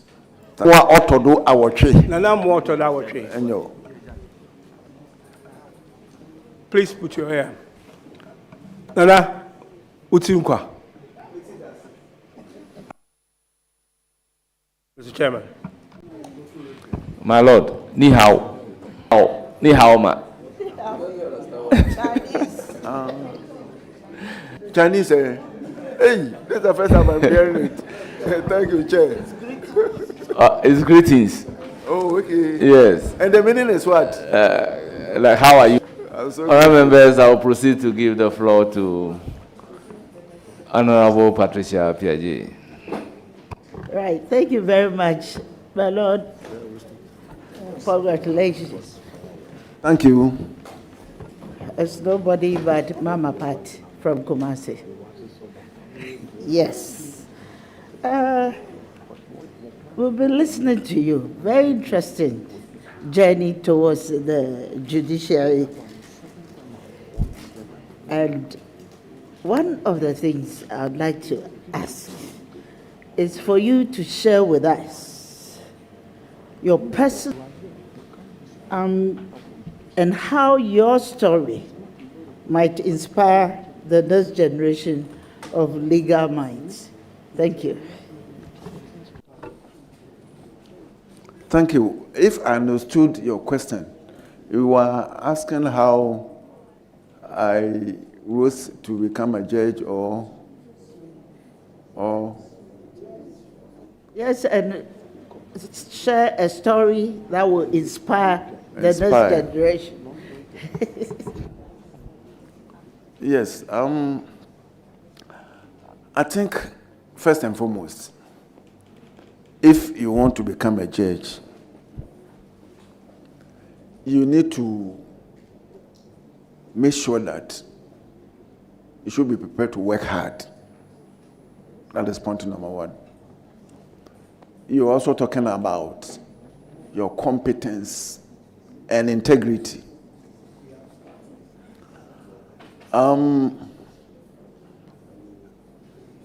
The work of a judge, you are settling disputes between feuding parties.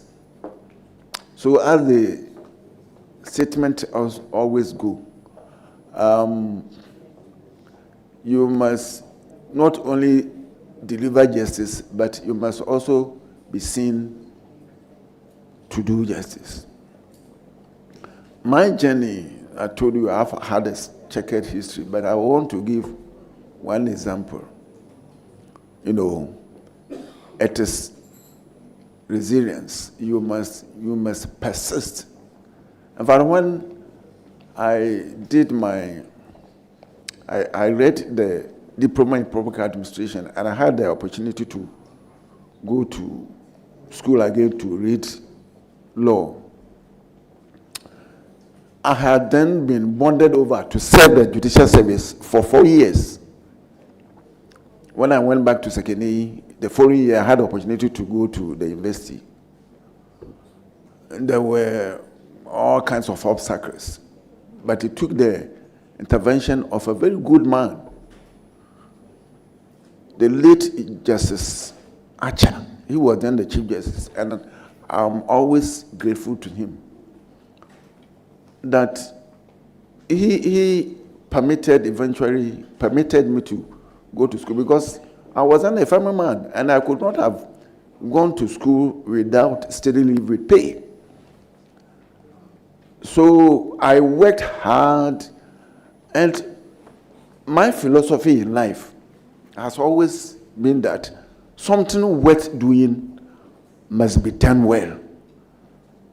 In fact, permit me to emphasize that I started my career as a magistrate in Sefi also. I didn't say that because that place is far from Accra, I will do my work as I choose and as I please to. No!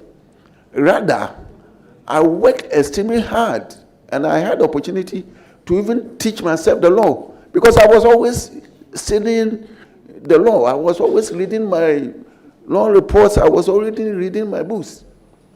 And I say this without any shadow of contradiction or whatever, that it was as a review also that the late Chief Justice Akwa identified me because of my hard work. So what I will say is that every magistrate, judge, whatever, you must work hard. Let your work speak for you, and let the promotion be on merit and not of any other consideration. Thank you. Thank you very much for sharing this with us. My Lord, I want to tease your view on this issue. You know, in Ghana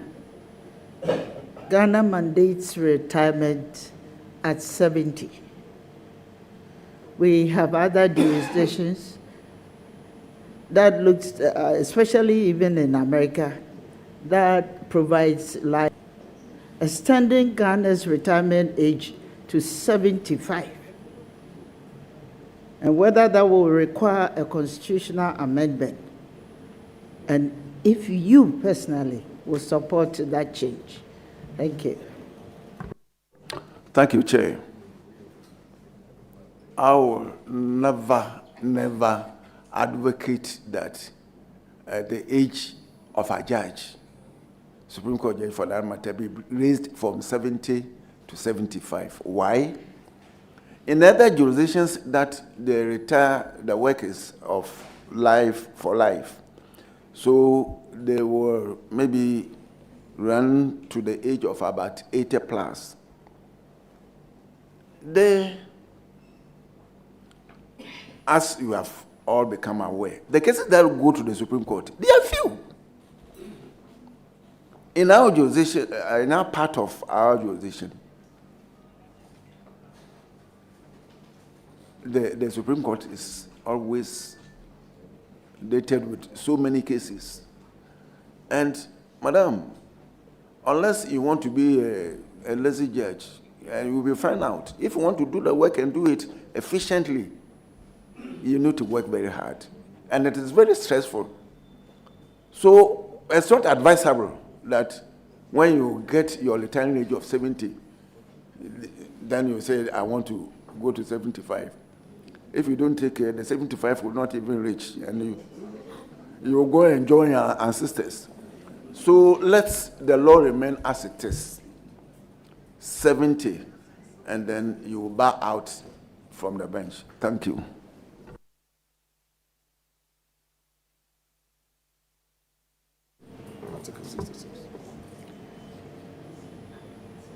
My Lord, what is for a constitutional term of 2 for each of...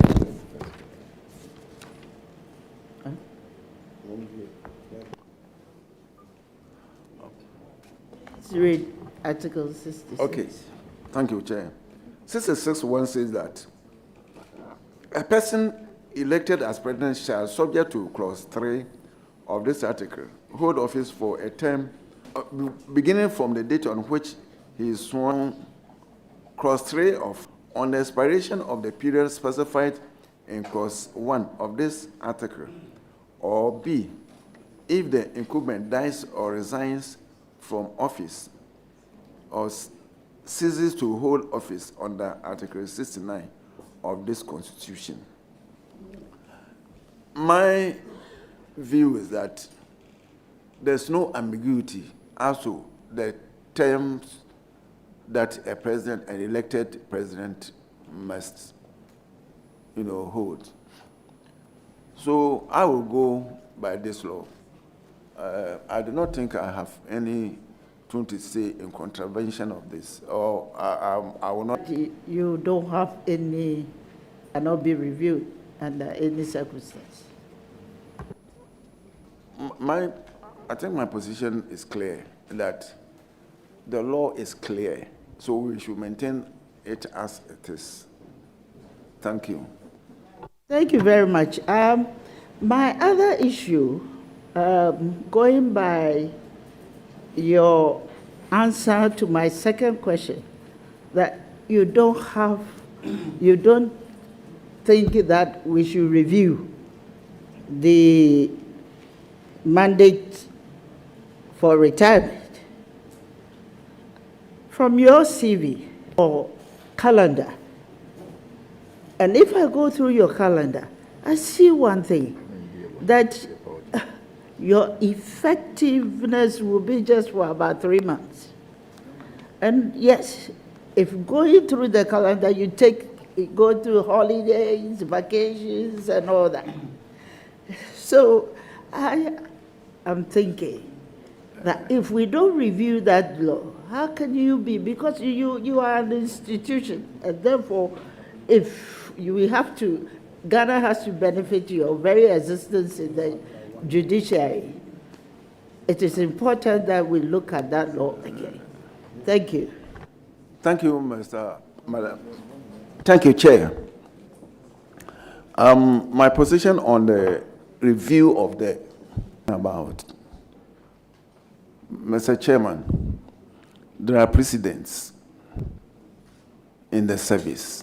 Some judges were appointed, and if you permit me, I will mention names. August 2003, during the time of President Kufuor, and he retired in April 2004, a period of about 8 months. Justice Afrebu was also nominated from the Court of Appeal to the Supreme Court, also during the time of President Kufuor. He was there for only 1 year. So the president is there. I also think that promotions come from above. So, as a Christian, and if it has pleased the Lord for me to be promoted, even if it is 1 day, I think when I go there, I will do what is expected of me, and I will leave the service honorably.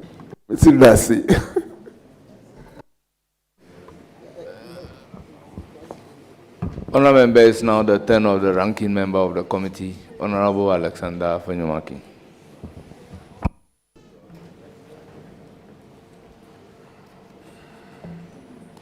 Chairman, thank you very much. Honourable nominee. Yes. Questions that I shall take you through, such as perceived absence and to engage in bold, transformative justice and constitutional enforcement.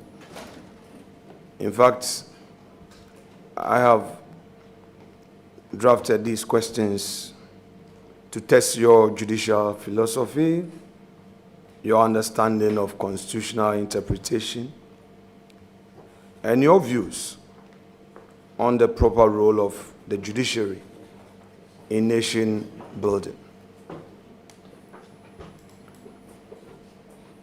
I wish you well as we proceed. Thank you. By the way, I heard you talk about your journey thus far in public life.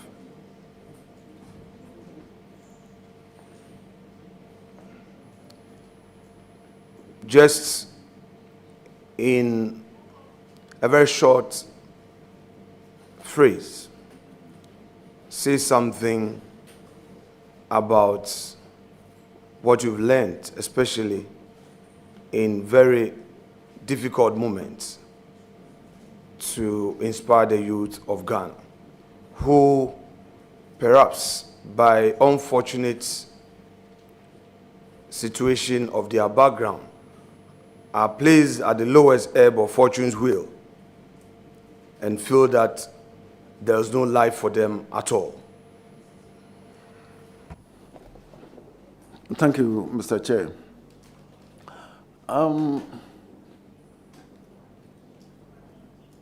What I would say in response is that hard work pays.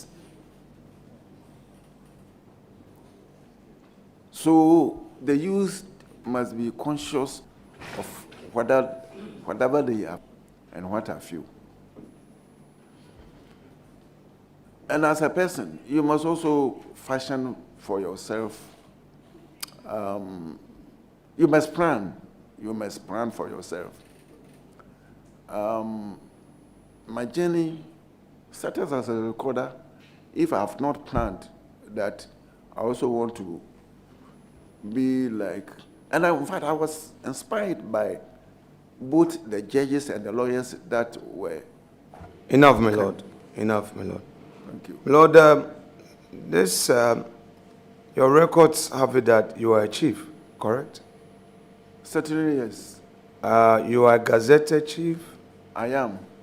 Since when? Sent to that throne through maternal inheritance, or it was an honor, or through paternal inheritance? Certainly, yes. Very well.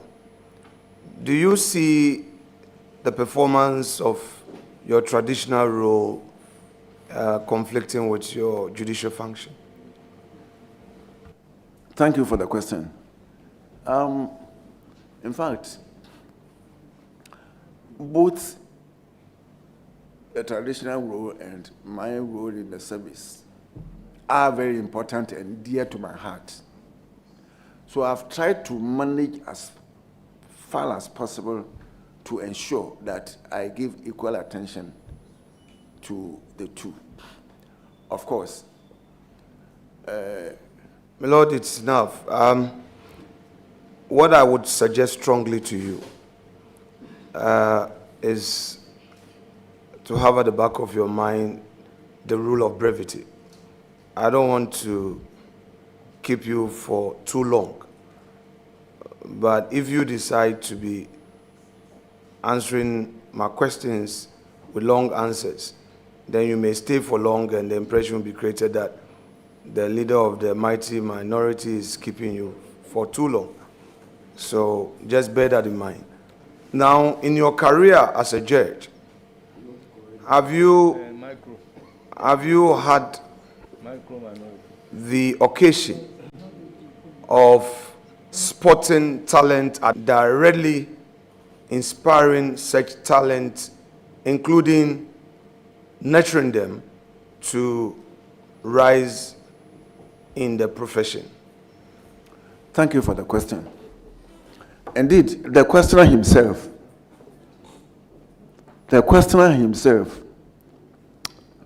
was practicing in my court. I had then come from Kumasi, and he has also, the habit I have cultivated over time is that I always want to encourage young practitioners to have confidence in themselves. It's not good that as a judge, if a lawyer came before you, and a junior lawyer for that matter, I mean, we are open to mistakes. If a junior defaults, then you'll be shouting on the person. It has put some potential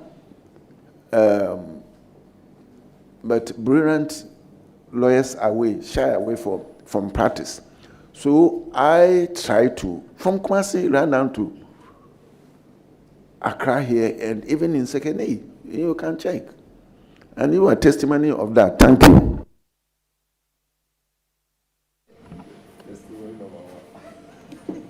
My Lord, now let's look at the role of judicial activism in a constitutional democracy. What is your own understanding of the role of judicial activism within Ghana's constitutional framework? And to what extent should judges be willing to creatively interpret the Constitution to address emerging injustices or legislative gaps? The emphasis here is creatively interpret. In fact, I'm not singling out a particular judge for mention, but I've been reading his judgments lately. If you look at my Lord Kulendi's ruling, you can see a certain path, okay? And you realize that he is pursuing certain path, perhaps because of his long years in private practice, and from private life to public life, he has a combination of these and is shaping his approach in the law. I have seen your judgments, your thinking in the law is towards that pragmatic approach to seeing things. However, quite broadly, I mean, for over 10 years, I have not practiced in your court, and I have not had the benefit of reading your judgment to creatively interpret the law. And it is served. Although it may be praying for, that process may be praying for an injunction. Until that is expressly granted, there cannot be that presumption that you should be stopped. That's bold and very creative. What is your own position? My Lord, before you come into answer, few minutes ago you've been asked to observe the rules of brevity. I would want to plead with Osahin Togbi to also observe the same rule in asking the questions. Please, you have the floor. Thank you so much. Mr. Chair, yes, they say I should be brief as much as possible, but some questions to will allow. Please proceed. I mean, this is a critical matter that you should. I do not think that that case espoused a general rule that if an injunction application is filed, will not stop a party from doing whatever he is doing. My appreciation of that case and the ratio in that case was that if it's as a constitutionally mandated body, then mandated body. So I believe it was on that basis that this thinking has come. I mean, and the law, you know, is said that it's always evolving. So if the position formally was that you can't grant injunction in any case against a constitution mandated, now they are saying that even the that is the position of the law currently, and until the Supreme Court gets the opportunity to depart from that position, you know. That was by way of example. So my question to you that how willing are you to be creative in how willing you are to be creative in your interpretation of the law? As to the debate regarding your understanding of the ruling, we can use another forum to discuss that. You see, Tufo and Attorney General has settled the law that our constitution is an organism capable of growth. In fact, in other jurisdictions like Australia, Canada, and the rest, in Australia they say that even the constitution is like a tree. It has to grow. Our constitution is the fundamental law of the land. And it's, apart from being a legal document, it's also a political testament capable of growth. So when the situation arises that we have to interpret the Constitution, the provisions of the Constitution, to meet the exigencies of the time, I'm all for it. I mean, what is the sense of a judge, especially when we are going to the Supreme Court? And no, I'm not a timorous soul. I'm not timorous. I will apply the law as I understand it and interpret the Constitution. My view on that. Thank you very much. My Lord, judicial activism as a judge. You know, there's this, they say that judges do not make laws. Of course, that is the general rule. But it's also tried that where there are gaps it's permissible that the judiciary will grease those gaps to make the law understandable, for everybody to, follow it. Let me give a typical example. If you look at, I think, Article 22, it is provided that Parliament should pass law on the property settlement when the Constitution comes into force within 6 months. Parliament has not done that, but it became necessary for a Supreme Court judge to espouse this principle of jurisprudence of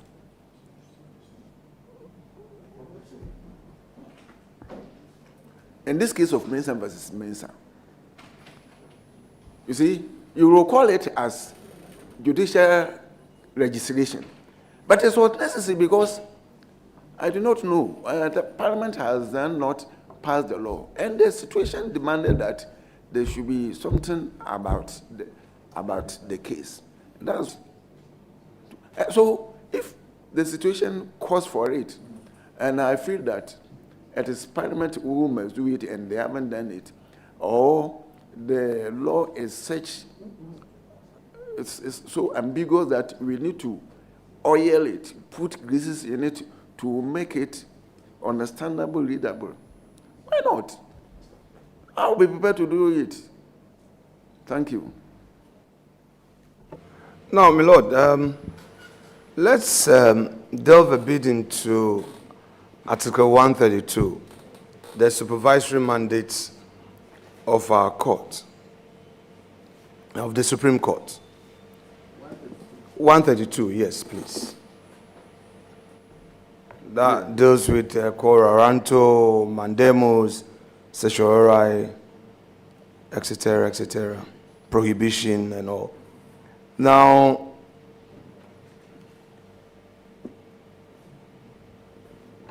my practice at the Supreme Court, I came across some inconsistencies in terms of the approach to this constitutional provision. And in fact, as a practitioner, anytime I had my case before the Supreme Court, certiorari application, and I saw a particular panel, I could straight away predict, because you could see that if this particular panel is presiding, however meritorious it is, they will say, go on appeal. The anti-Article 132 bench would always say that supervisory powers in 132 are discretionary. So they would not venture, however meritorious your case may be, because they want you to go through the appeal process because you have appeal as of right. And they will further argue that go through the mill. Whereas you also believe that invoking their supervisory right would lead to justice for the party who is aggrieved. What is your own view about Article 132? Do you hold the position that even where the error on the face of the record are so patent, you must discourage certiorari applications or prohibitions under 132 by telling lawyers or parties to go through the long haul? Yes, my Lord, you may answer the question subject to the fact that some Supreme Court judges are anti-Article 132. So you may proceed to answer the question. My Lord, hold on a second. Chairman, with the greatest respect, I don't want us to repeat what happened yesterday. If you have a certain appreciation of my question, you can take it with me privately. But this interjection as if subject to what I meant. If you go to court, I don't know about your practice at the Supreme Court, but I am an active Supreme Court practitioner, and all the judges know. If you go to the court, you know this is a pro-state bench. This is a pro-this. We know. Those of us who are very active, we know how they think. If the matter is on a certain direction, how they think. There are some judges that when you go with a sexual right application, they will encourage you to go on appeal. So don't come in by saying that subject to anti. It is not derogatory. What I meant by that some Supreme Court judges are classified to be anti-Order 32. It is not. Maybe you don't understand it. It is not. It is not derogatory. Please proceed to answer the question, man. Was that? Oh, thank you, Mr. Chairman.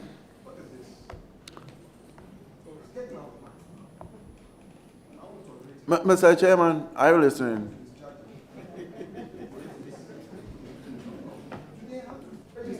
Please proceed to answer the question minus that. Yesterday we were calm. If you want to discharge, I'll stop. He should discharge him, let him go and have his way. History will record. And one day, they would also be in opposition and this thing will play to them. What is this? Please, you have the floor. Proceed to answer the question minus that. Thank you, Mr. Chairman. I do not know those judges the chairman is talking about, that they are anti-Article 132. But you see, I think the practitioners should also be circumspect, because it appears to me that it has become fashionable that cases that are tried in the High Court or in the Court of Appeal, the least opportunity, the lawyers will want to go to the Supreme Court by way of certiorari and, the prerogative, with prerogative applications, because they feel that that is shorter than, going through the appeal process. But Mr. Chairman, see, there's this principle that the Superior Court, there's no case is above that of, so it has always been cautiously maintained that before you touch the decision of a Superior Court, by judicial review, you need to be cautious. So the best option, to me, I think that is what the anti-132 provision chairman is talking about, because they will take the position that once a Superior Court is a court of unlimited jurisdiction, they have, it's presumed that the judges on that bench are presumed to know their law. Of course, as human beings, they are also prone to make mistakes. But if the matter is for an appeal, I think it will be better served if you go to appeal. Because when you go on appeal, you see, the Supreme Court, certiorari, we are not talking about the merits of the case, but about procedural rules. For example, if it was utter varies the powers of the court, that one is acceptable. Or if they didn't have the power authorization, the best option or the better option is to appeal. So my position is that 132, yes, but Hello, would you be the type who would hasten slowly in dealing with matters of session? Let's make progress. Now, let me take you through constitutional mandates and judicial restraint. Our country's constitution grants broad interpretative authority to the judiciary under Article 2 and Article 130. In your view, what factors have contributed to the judiciary's cautious approach in exercising this power in transformative or activist ways?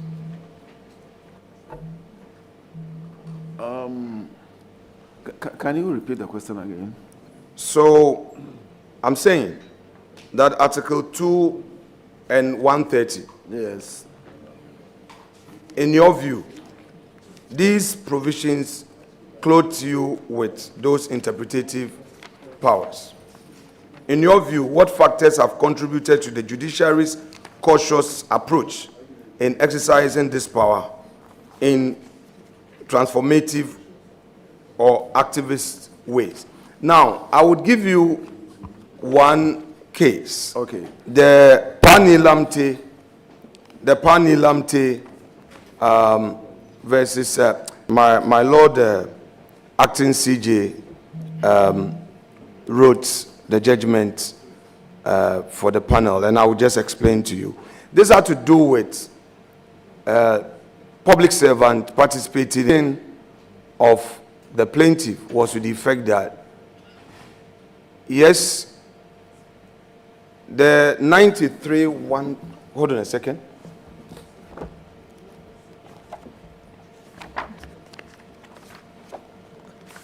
Because students are listening to us, I don't want to make a mistake. 91 to be, yes, it's here. 94, 3B, those prohibitions.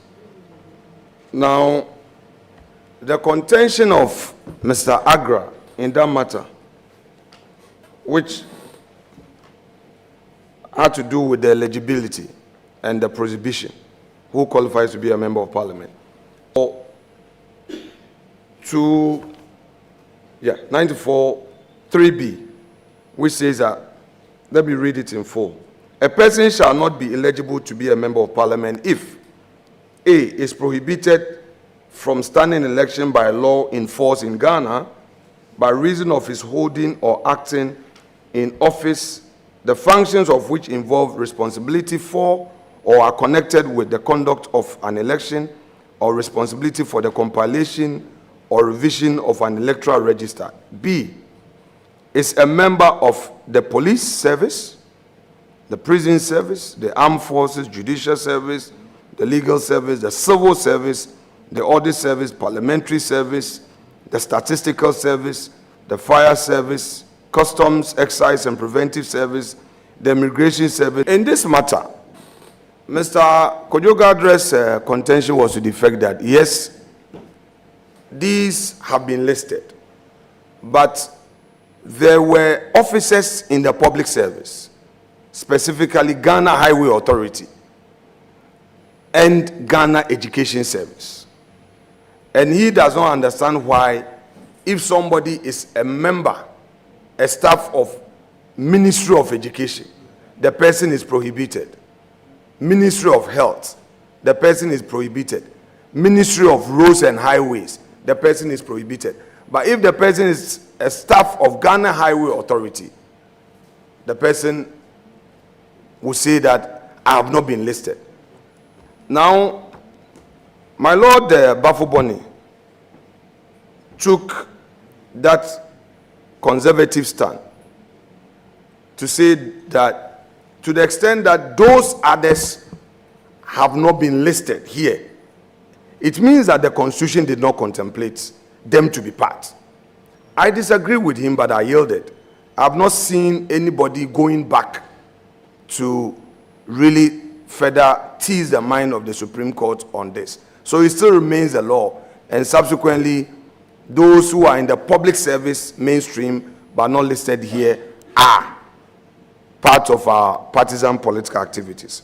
So my question to you with this background is, to what extent would you say that the cautious approach in exercising this power has affected governance in one way or the other? Because obviously I see some practical challenges here where a minister is instructing an officer as Ghana Highway Authority or GES and knows that the person is the constituency or regional chairman of a party and is in opposition.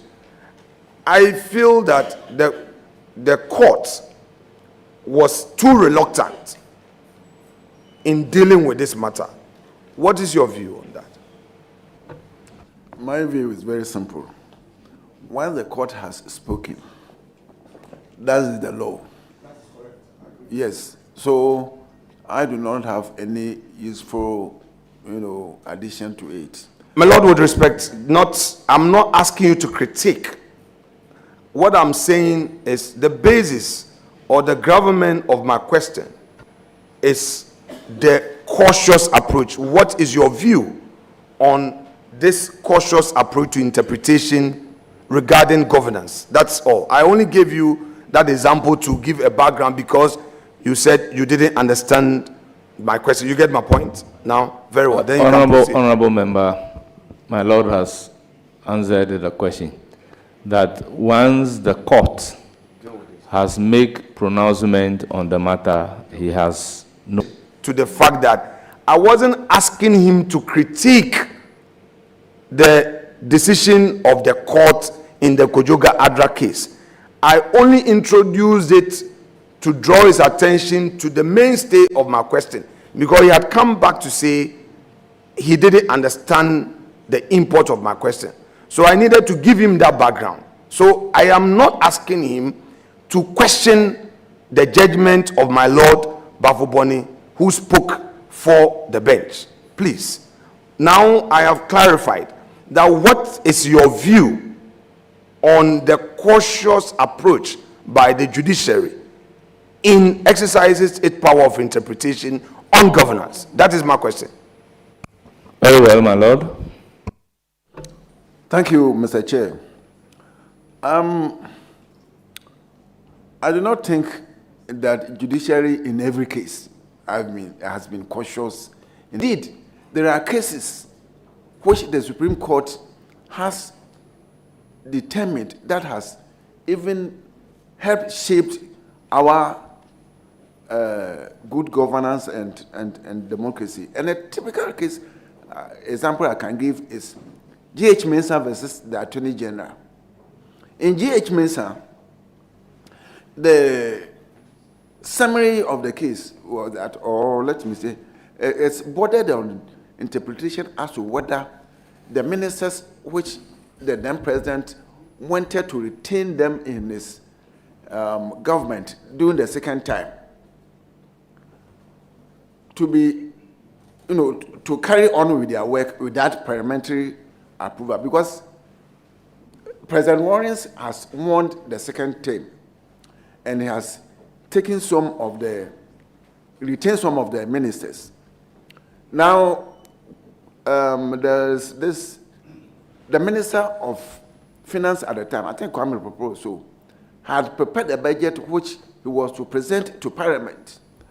And the issue rose up as to whether he has that power to appear before the Parliament to present the budget. There was debate here and there, and the then majority said that we are going along with it. And James Mensah said, no, let's go to Supreme Court for interpretation.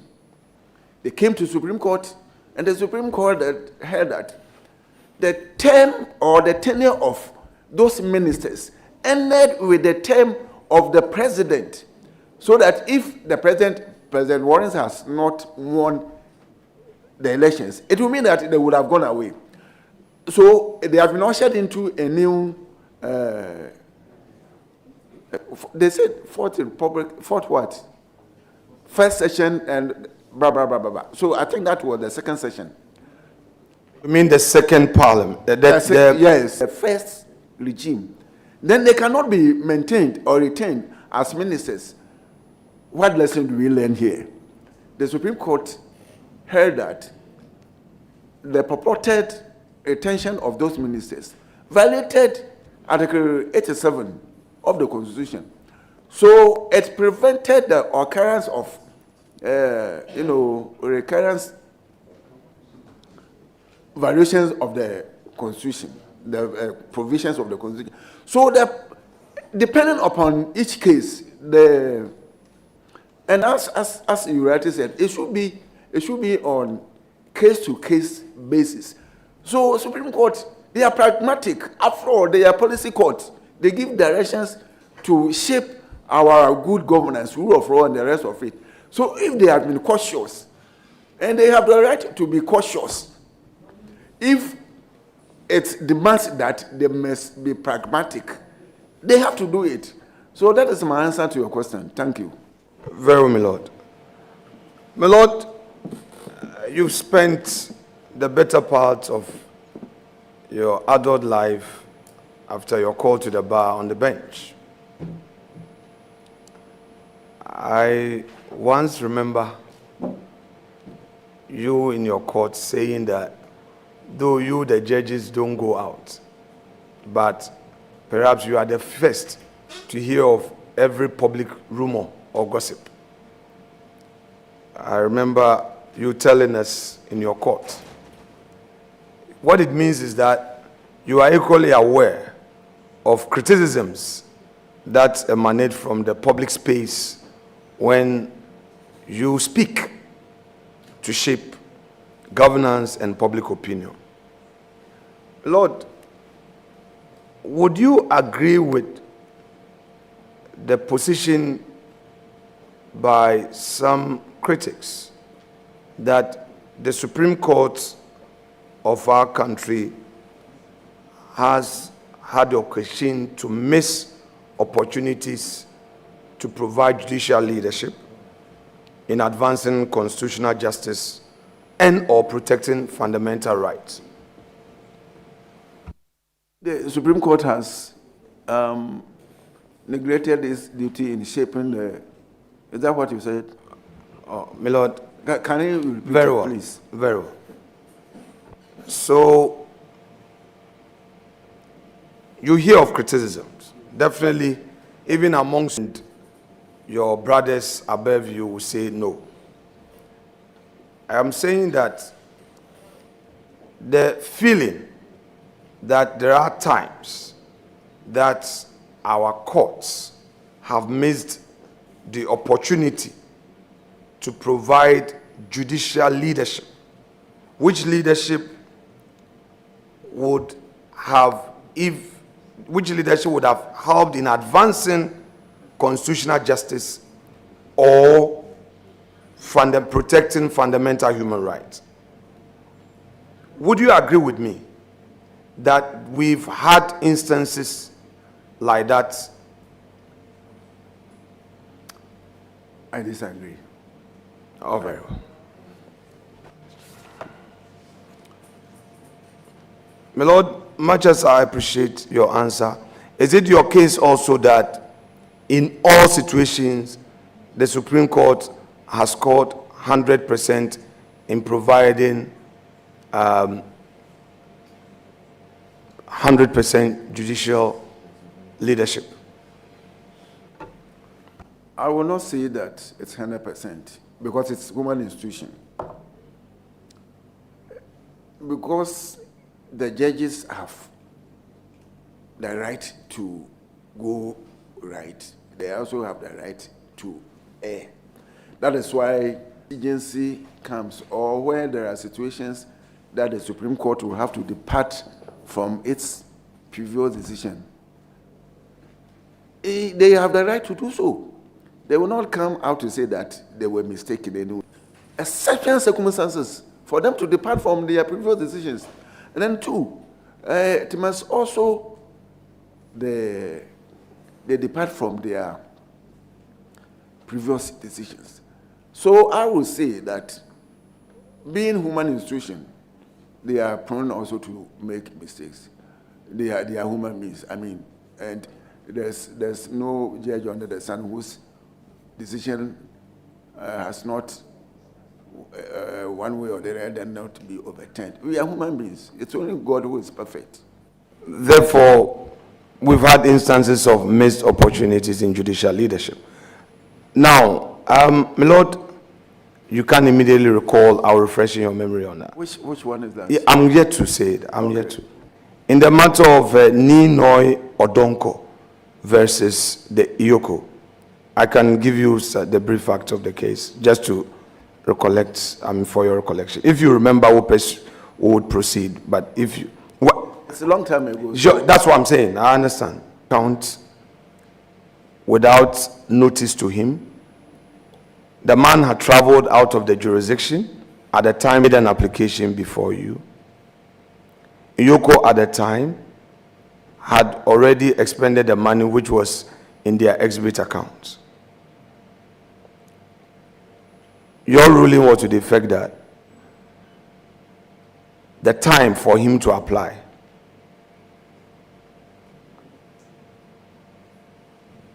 was far gone, so time bar, procedurally, you could not apply for the defreezing at the time he was. However, the argument that he was not in the jurisdiction, and in fact, when the matter went on appeal to the Court of Appeal, your position was sustained. A certiorari was also filed, and relying on the Supreme Court's earlier decision, in a matter I will remember very shortly, he was again denied because applying for certiorari, per the rules of court, you need to do so in 90 days. So this gentleman lost every opportunity at all levels because of the time factor. He was not in the jurisdiction, his money is gone, and his fundamental human rights had been infringed upon. His right to have access to his own cash in his account had been taken away from him without trial. My Lord, my position is that the approach in interpretation was rather unfortunately very strict in this situation of Ninoy Odonko. And I consider it as a missed opportunity for the judiciary to have exercised a judicial leadership to protect fundamental rights, because on the fact it was all obvious the man has not been tried, he was not even on notice, but he's been affected by time because he could not apply. Equity would not be for his benefit in that instance. What, my Lord, in the present circumstance, would you advise the interpretation approach should be, with this in mind?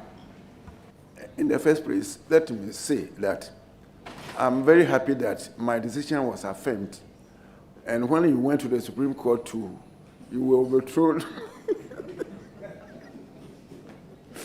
But coming back to your question, you see, judges, I mean, it's right that we do justice according to law. We don't do justice according to emotions. The court that you came to for it was not a what equity will look at substance, not form. Oh, but the equity follows the law. Equity follows the law. So if the law says that within 1 year, and we started the Financial Crimes Court, I together with this judge who is no more with us, we started, and that time the Eco law has just been left the court a long time ago. Under that law, if your account has been a year, you have the right to come to court to challenge it and have your account defrozen. You see, I'm not sure about whether your client has then traveled out of jurisdiction, and if it did, you wasn't served with notice. I'm not sure about that. But what I'm saying is that once the law provided the time frame within which to come to court, and you were outside the court, look, and it's 1 year. If you stay abroad for 5 years and you come to court, How will equity help you? Okay, my lord, in view of Honorable leader, before you come in, let me suggest that if a question is posed to the nominee and the nominee is answering the question, we should allow him to finish answering the question before we pose another question. That's all. My lord, the case I wanted to cite to support the earlier point I was making was the NCS versus Intelstat case. Have you come across that case? It was a 3-2 decision. NCA what? NCS versus Intelstat. So it's in the 2012 Supreme Court of Ghana Law Report. NCS versus Intelstat. Interplast. Intelstat. NCS versus Intelstat. Yes, what happened in that? My lord, it was a matter on appeal that went to Supreme. Application was mounted after the 90-day window provided. And this was a case that my lord Bedegbe of blessed memory departed from his good brother Atuguba. It was a 3-2. He went with my lady who is now with the Council of State, I forgot her name, Akoto Banfo, my lady Akoto Banfo. It was a 3-2. My lord, in view of your argument that equity follows the law, and the fact that the courts in this instance applied the limitation rule strictly, that yes, the person did not was not in the country, but the fact that you were not in the country and the fact that the UCO did not serve you notice will not inure to your benefit. The law says within 1 year apply. Now, if you read the Intelstat case very well, you realize that my lord Atuguba was making an argument to the effect that the court would not sit idly by and watch statutory provisions being breached. Now, with this on mind, Iyoko has breached the law. The affected party did not apply on time. You think that for this, his fundamental human rights should still be denying him because he was, quote unquote, indolent at equity, and that the law says if you don't do it in a year, you are denied. Let me repeat that I'm not too certain as whether the applicant in that case was served with. Say so on authority, and I can furnish you with your own ruling. Later. I just provided some guide as the chairman of the committee that when a question is asked, let's allow my lord to answer the question, then we can interject. I believe that is the way we're supposed to go. Okay, so maybe at a later stage, let me have the benefit of that judgment you are talking about. But my position is that you didn't go to human rights court for enforcement of your human rights. Because if you go, if you went to human rights courts, the perimeters are different from the ordinary courts, like the financial crimes court. They are quite different. And even the time limits, I think they are also different. So yes, so far as you didn't come within the rule, and equity will never come to your aid. Thank you. It's okay. My lord, let's deal with another issue that has to do with charting a judicial path for the future of our democracy. Because for me, I think we, the political activists, for many years, will rely on our courts to keep this democracy alive. And I say so with a lot of passion in me. Without you, the court, particularly the Supreme Court, this country's democracy will not survive. Now, with that in mind, what role do you think the Supreme Court should play in shaping Ghana's constitutional destiny in the next 2 decades? And how would you define your own judicial posture if presented with choice between restraint and activism in cases of national importance?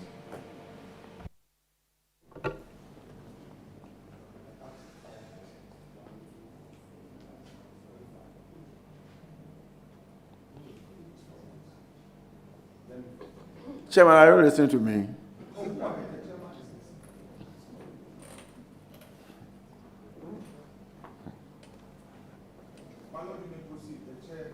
Allows you to go on. You have distorted my thoughts. The question again, you ask the question, please. My Lord, what I want to know from you is that what role should the Supreme Court play in shaping Ghana's constitutional destiny in the next 2 decades? And how would you define your own strength and activism in cases of national importance? To begin with, I have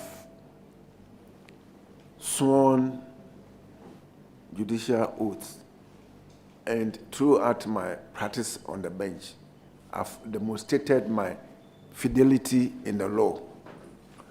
Whether it's about of a judge to come out with a decision that resolves dispute in any way. So I'm not so obsessed with judicial activism and the rest of it. The core business of a judge is to do justice. And having applied the law to the facts of the case, you need to ask yourself, is it reasonable? Is it conscionable? Is it, all the qualifications that make a judgment or decision to stand the test of time?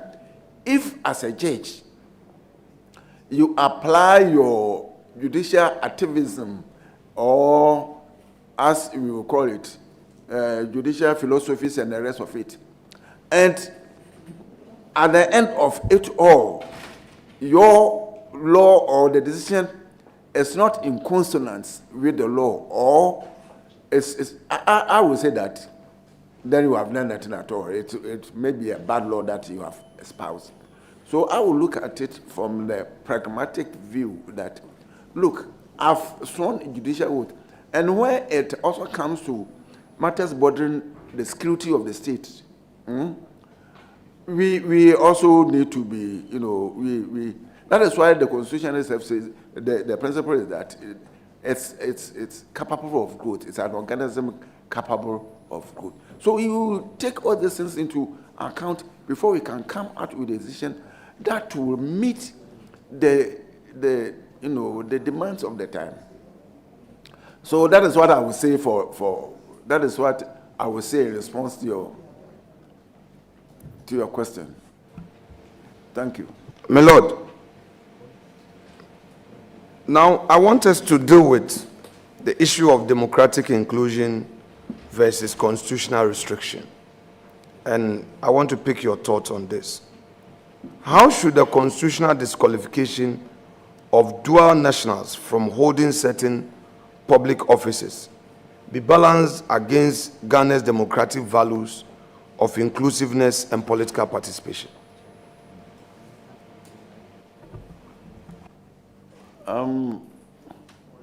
My position is that this has been pronounced on by the court, the Supreme Court. So I do not think it will be better for me to, once the Supreme Court has come out with a position on this issue, that is the law. If there is the need for the law to be changed, maybe the appropriate time will come. But for now, that is the law, and I abide by it. Thank you. But do you believe in the principle of inclusiveness in political participation in the light of the law prohibiting dual nationals?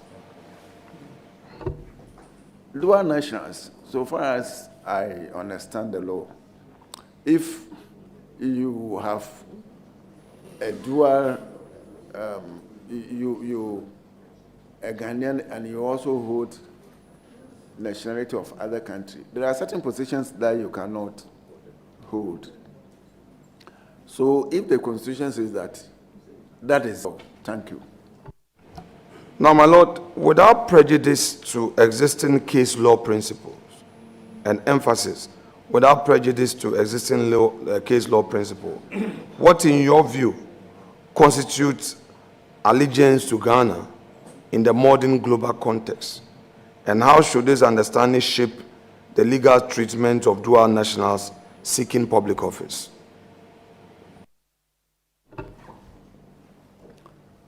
You see, this allegiance, the issue of allegiance, it's borders on our security. So if you allegiance, at a particular point in time, it must be with one country. Because if you owe double allegiance, how do you help a situation where even those countries have an issue to deal with?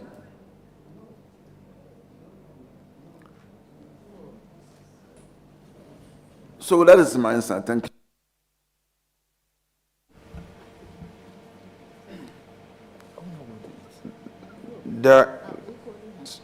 Let me pick your thoughts on it. In your view, in what ways can the law recognize the significant contributions of Ghanaians in the diaspora while maintaining constitutional safeguards for public service and national interest?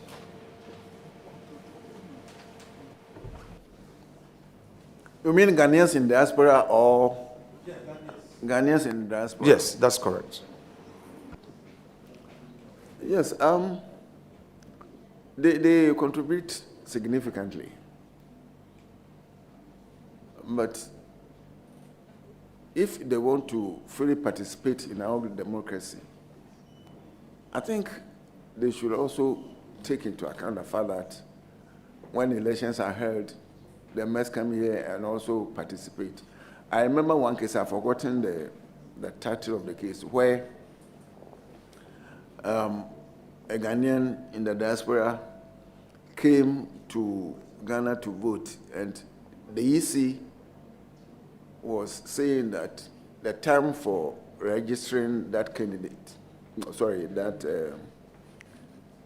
that voter has passed, so it cannot be registered. He sent the case to the Supreme Court. And the Supreme Court looked at the merits of the case and directed that that voter must be registered. So, because they contribute, and I'm sure that we are all aware that when our presidents or we are trying to, woo them to come home and contribute their quota to the growth and development of the country, especially the professionals. So we need to encourage that. I have no problem with it at all. Thank you. Lord, I would want to pick your thoughts on comparative constitutional practice. Now, to you, what lessons or models can Ghana draw from other democratic jurisdictions regarding the eligibility of dual citizens to serve in parliament, cabinet, or security positions?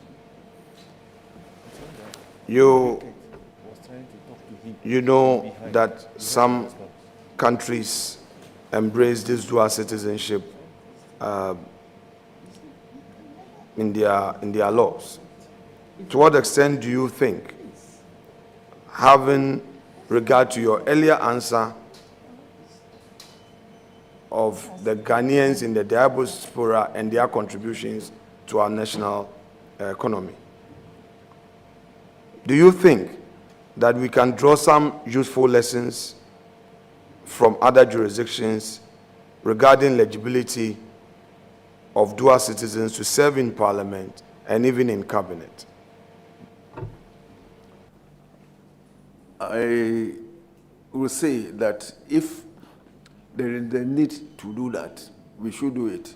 Of course, we then have to look at the law again and see if it has to be amended to take on board the proposition that, Chair, you are making. Thank you. Now, again, without prejudice to case law, because I submit to the proposition that the law is a law. I submit to that. So, without prejudice to that, consider the current constitutional restrictions on dual nationals as being discriminative or incompatible with the principle of equality before the law under Article 17 of the Constitution. And you may refer to Article 17 of the Constitution.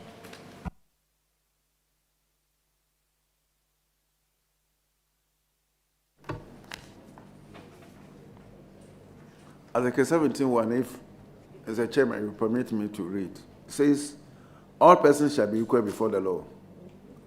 2, a person shall not be discriminated against on grounds of gender, race, color, ethnic origin, religion, creed, or social or economic status. 3 says that for the purposes of this article, discriminate means to give different treatment to different persons, attributable only to or mainly to their respective descriptions by race, place of origin, political opinions, etc., etc. My tip on this is that those in the diaspora, if it's about shaping our political space or what, they should come here, they should come home and participate. So if they are there, I do not think this article applies to them. That is my tip.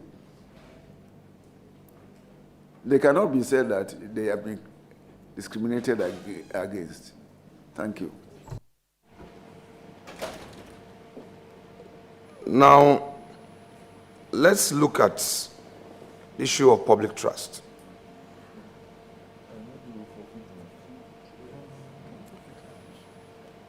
Risk management, public trust, on this same area. What legitimate concerns, in your view, may justify the exclusion of dual citizens from certain sensitive positions? And how should the law ensure that such exclusions are narrowly tailored and made proportionate? Narrowly tailored. The emphasis there. Yeah, Mr. Chairman, I think certain sensitive positions, like, let me, if the example I'm citing may be far-fetched, permit me to do that. For example, if a president whose double citizenship, how will he be,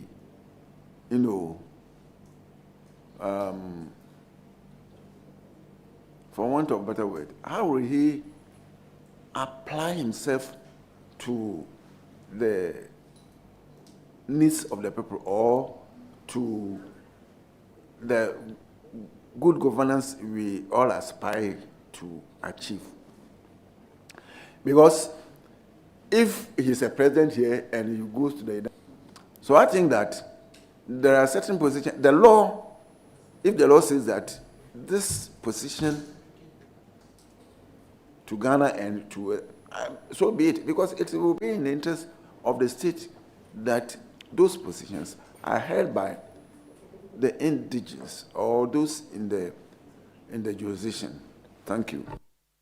Lord, I have just two more questions, and I mean two more, then we should be done. The last on this matter. Now you're going to the Supreme Court. I know of one Ghanaian citizen who is so passionate about this matter and is always coming to your court with cases, and definitely there would be some requests for reform and judicial interpretation.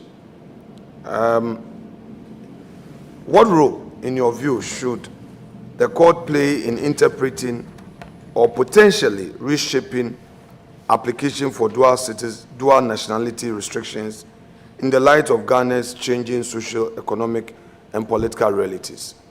We live in a dynamic world now. Things keep changing.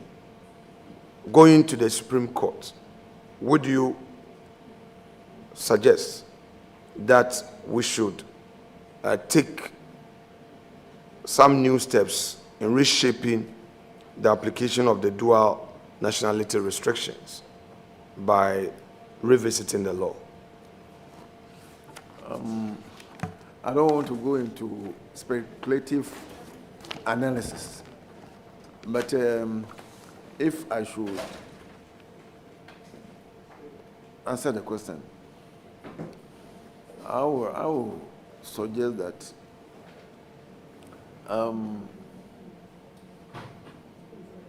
once the law, okay, then they should wait for me. if we think that the law as it stands now needs to be amended, there's nothing that stops us from doing, because even under the Constitution itself gives the parameters within which we should amend our laws.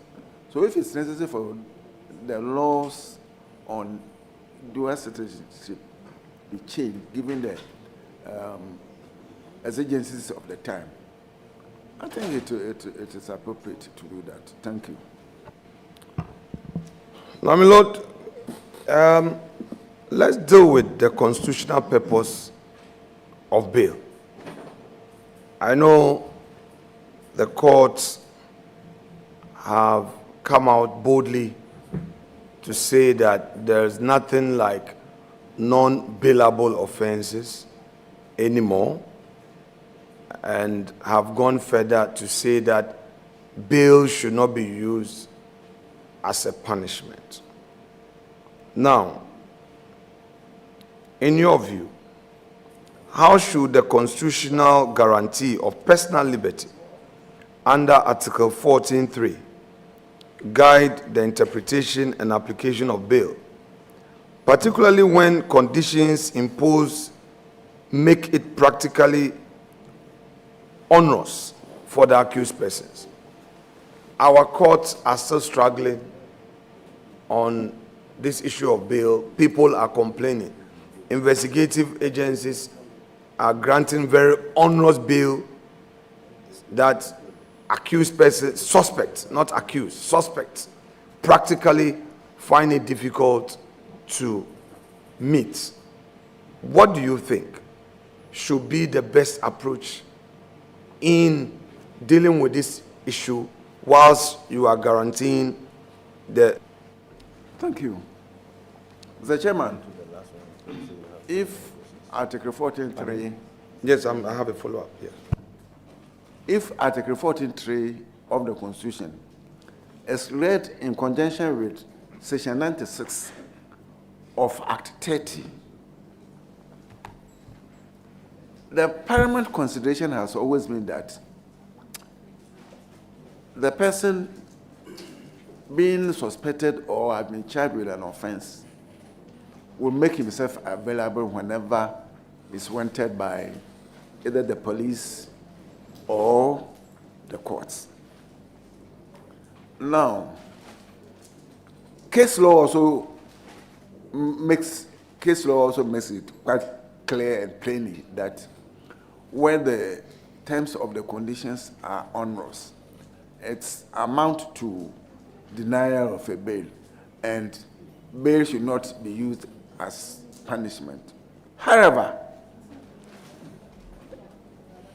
it is case by case situation where the person who is exercising the discretion to grant bail should take. There are certain factors. For example, if the person is a flight risk, if a person will interfere with the investigations, and the rest of it, it's not advisable or it's not permissible that the person must be granted bail. But if it's about, so that is it. It's an exercise of discretion, and it's, the law is quite clear on it that there's no precedent in the exercise of discretion unless you want to say that it was done capriciously and the rest of it. So if the exercise of the discretion is fair, you cannot fault the person.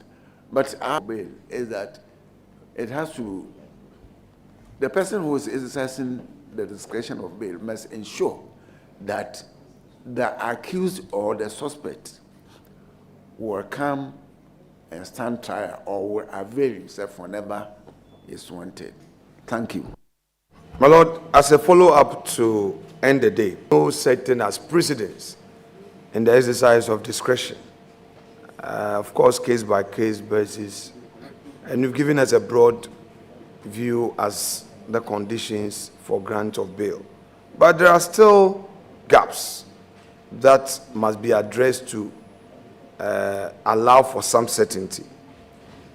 With that in mind, what would be your own reflections on the current bail practices, which sometimes seek to undermine equal access to justice for suspects or accused persons from economically disadvantaged background, and how might the justice system better address such disparities, in your view?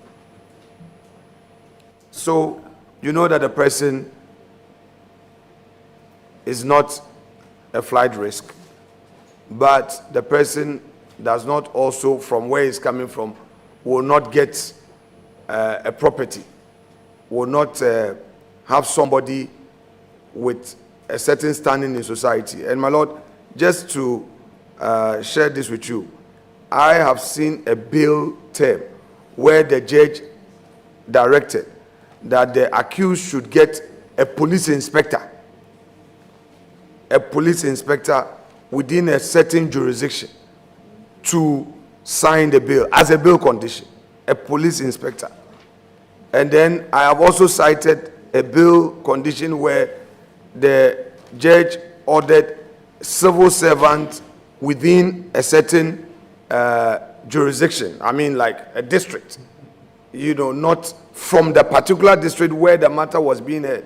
And I asked myself, how unconscionable could this be? Is it really to grant the bail or not? So what are your reflections on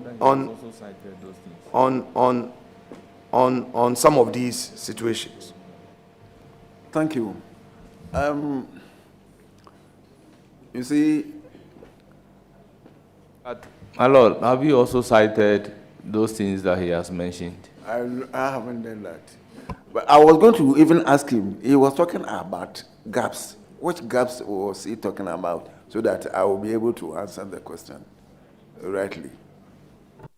With respect, I referred you to situations where access to justice for suspects who come from economically disadvantaged background, and how we can address this situation to create a better access to address such disparities. And it's the reason why I give you that example. Because the ordinary Ghanaian is still concerned about the terms of bail, how onerous they are, after the court decided that now all cases are bailable. So I hope there's clarity now. Apply for the review of the court order, and if it is refused, you go up, or you may want to even go to, if the case is pending in the lower court, you can go to the high court for certiorari to have it quiet. Because as I said, I mean, bail is not used as a form of punishment. Therefore, if you think that it is onerous and you can't meet it, I think the best place for you to go is to go to that for the bail to be rescinded or varied, as it were. Because the law is that the paramount consideration in all this is that the person must come to court to stand his trial. Because, look, if it's a police, I'm going by it, the court will look at the circumstances of the case and will fashion its own bail conditions. And for Section 96 of Act 39 is concerned is that we need to ensure that the person came to court to stand his trial. I do not think, of course, when you start at first, you can do all sorts of things. As David said, I am old, So if you start as a magistrate, these are some of the things, But as you grow and you say that you want to impose conditions of bail for which the person cannot, get out of, because he must be given a free trial, a fair trial, and a fair trial means that you must give the person the opportunity to prepare for his defense and the rest of it. But if you keep defending himself, so that is my position. Thank you. Thank you very much. Honorable members, our revered guests, we've come to the conclusion of the vetting. But following, when we were vetting, Justice Sir Dennis Dominic Ajay, a letter was written to the GRA, and they have the response. By who? Sent to the chairman of the committee. For the purposes of the record, I may want to read the letter verbatim so that it can be captured accordingly.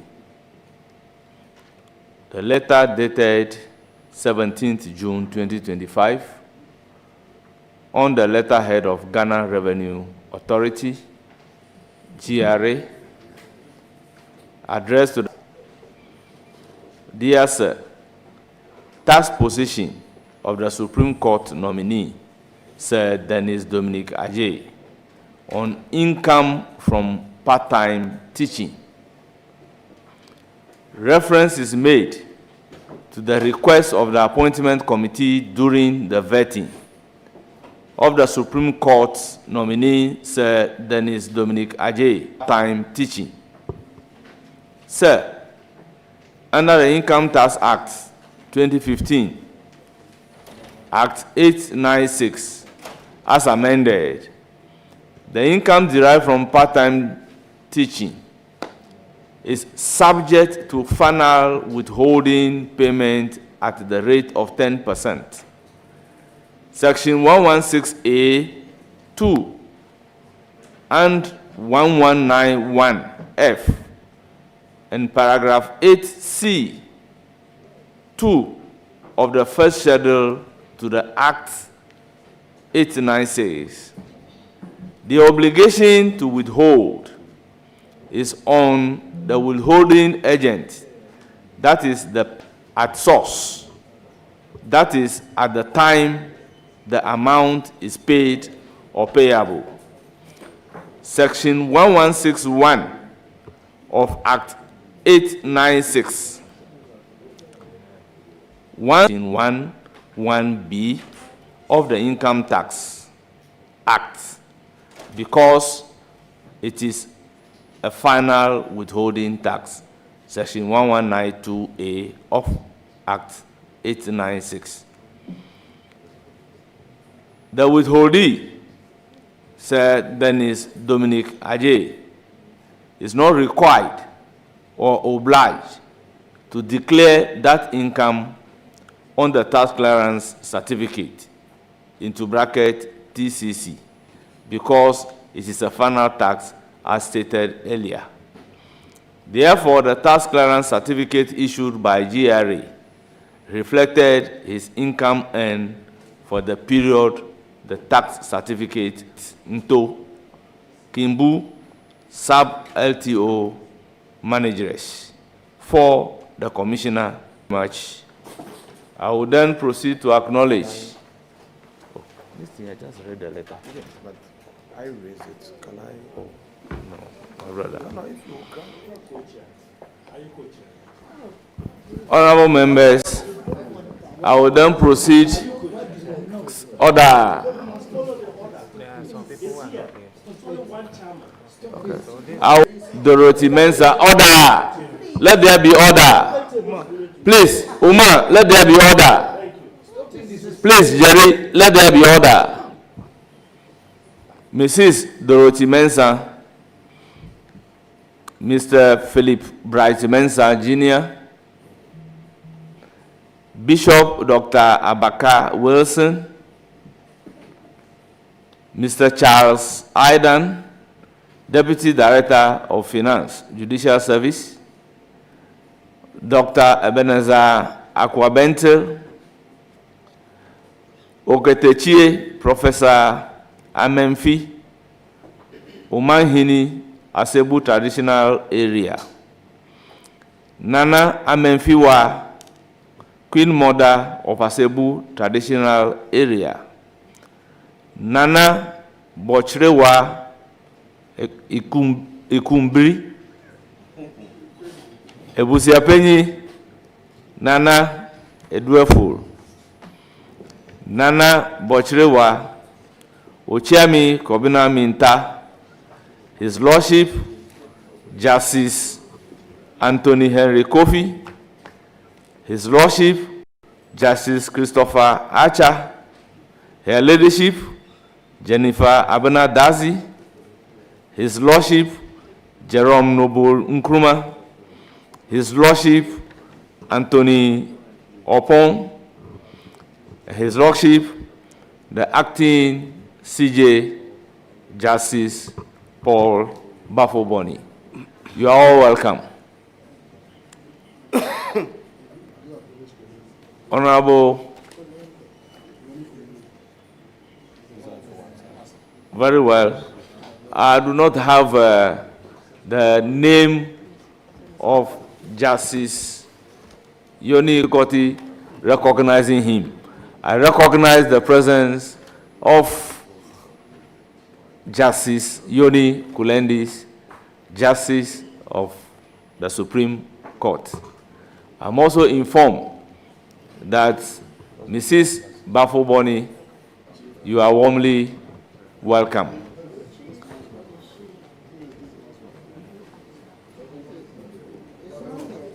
Two additional Queen Mothers.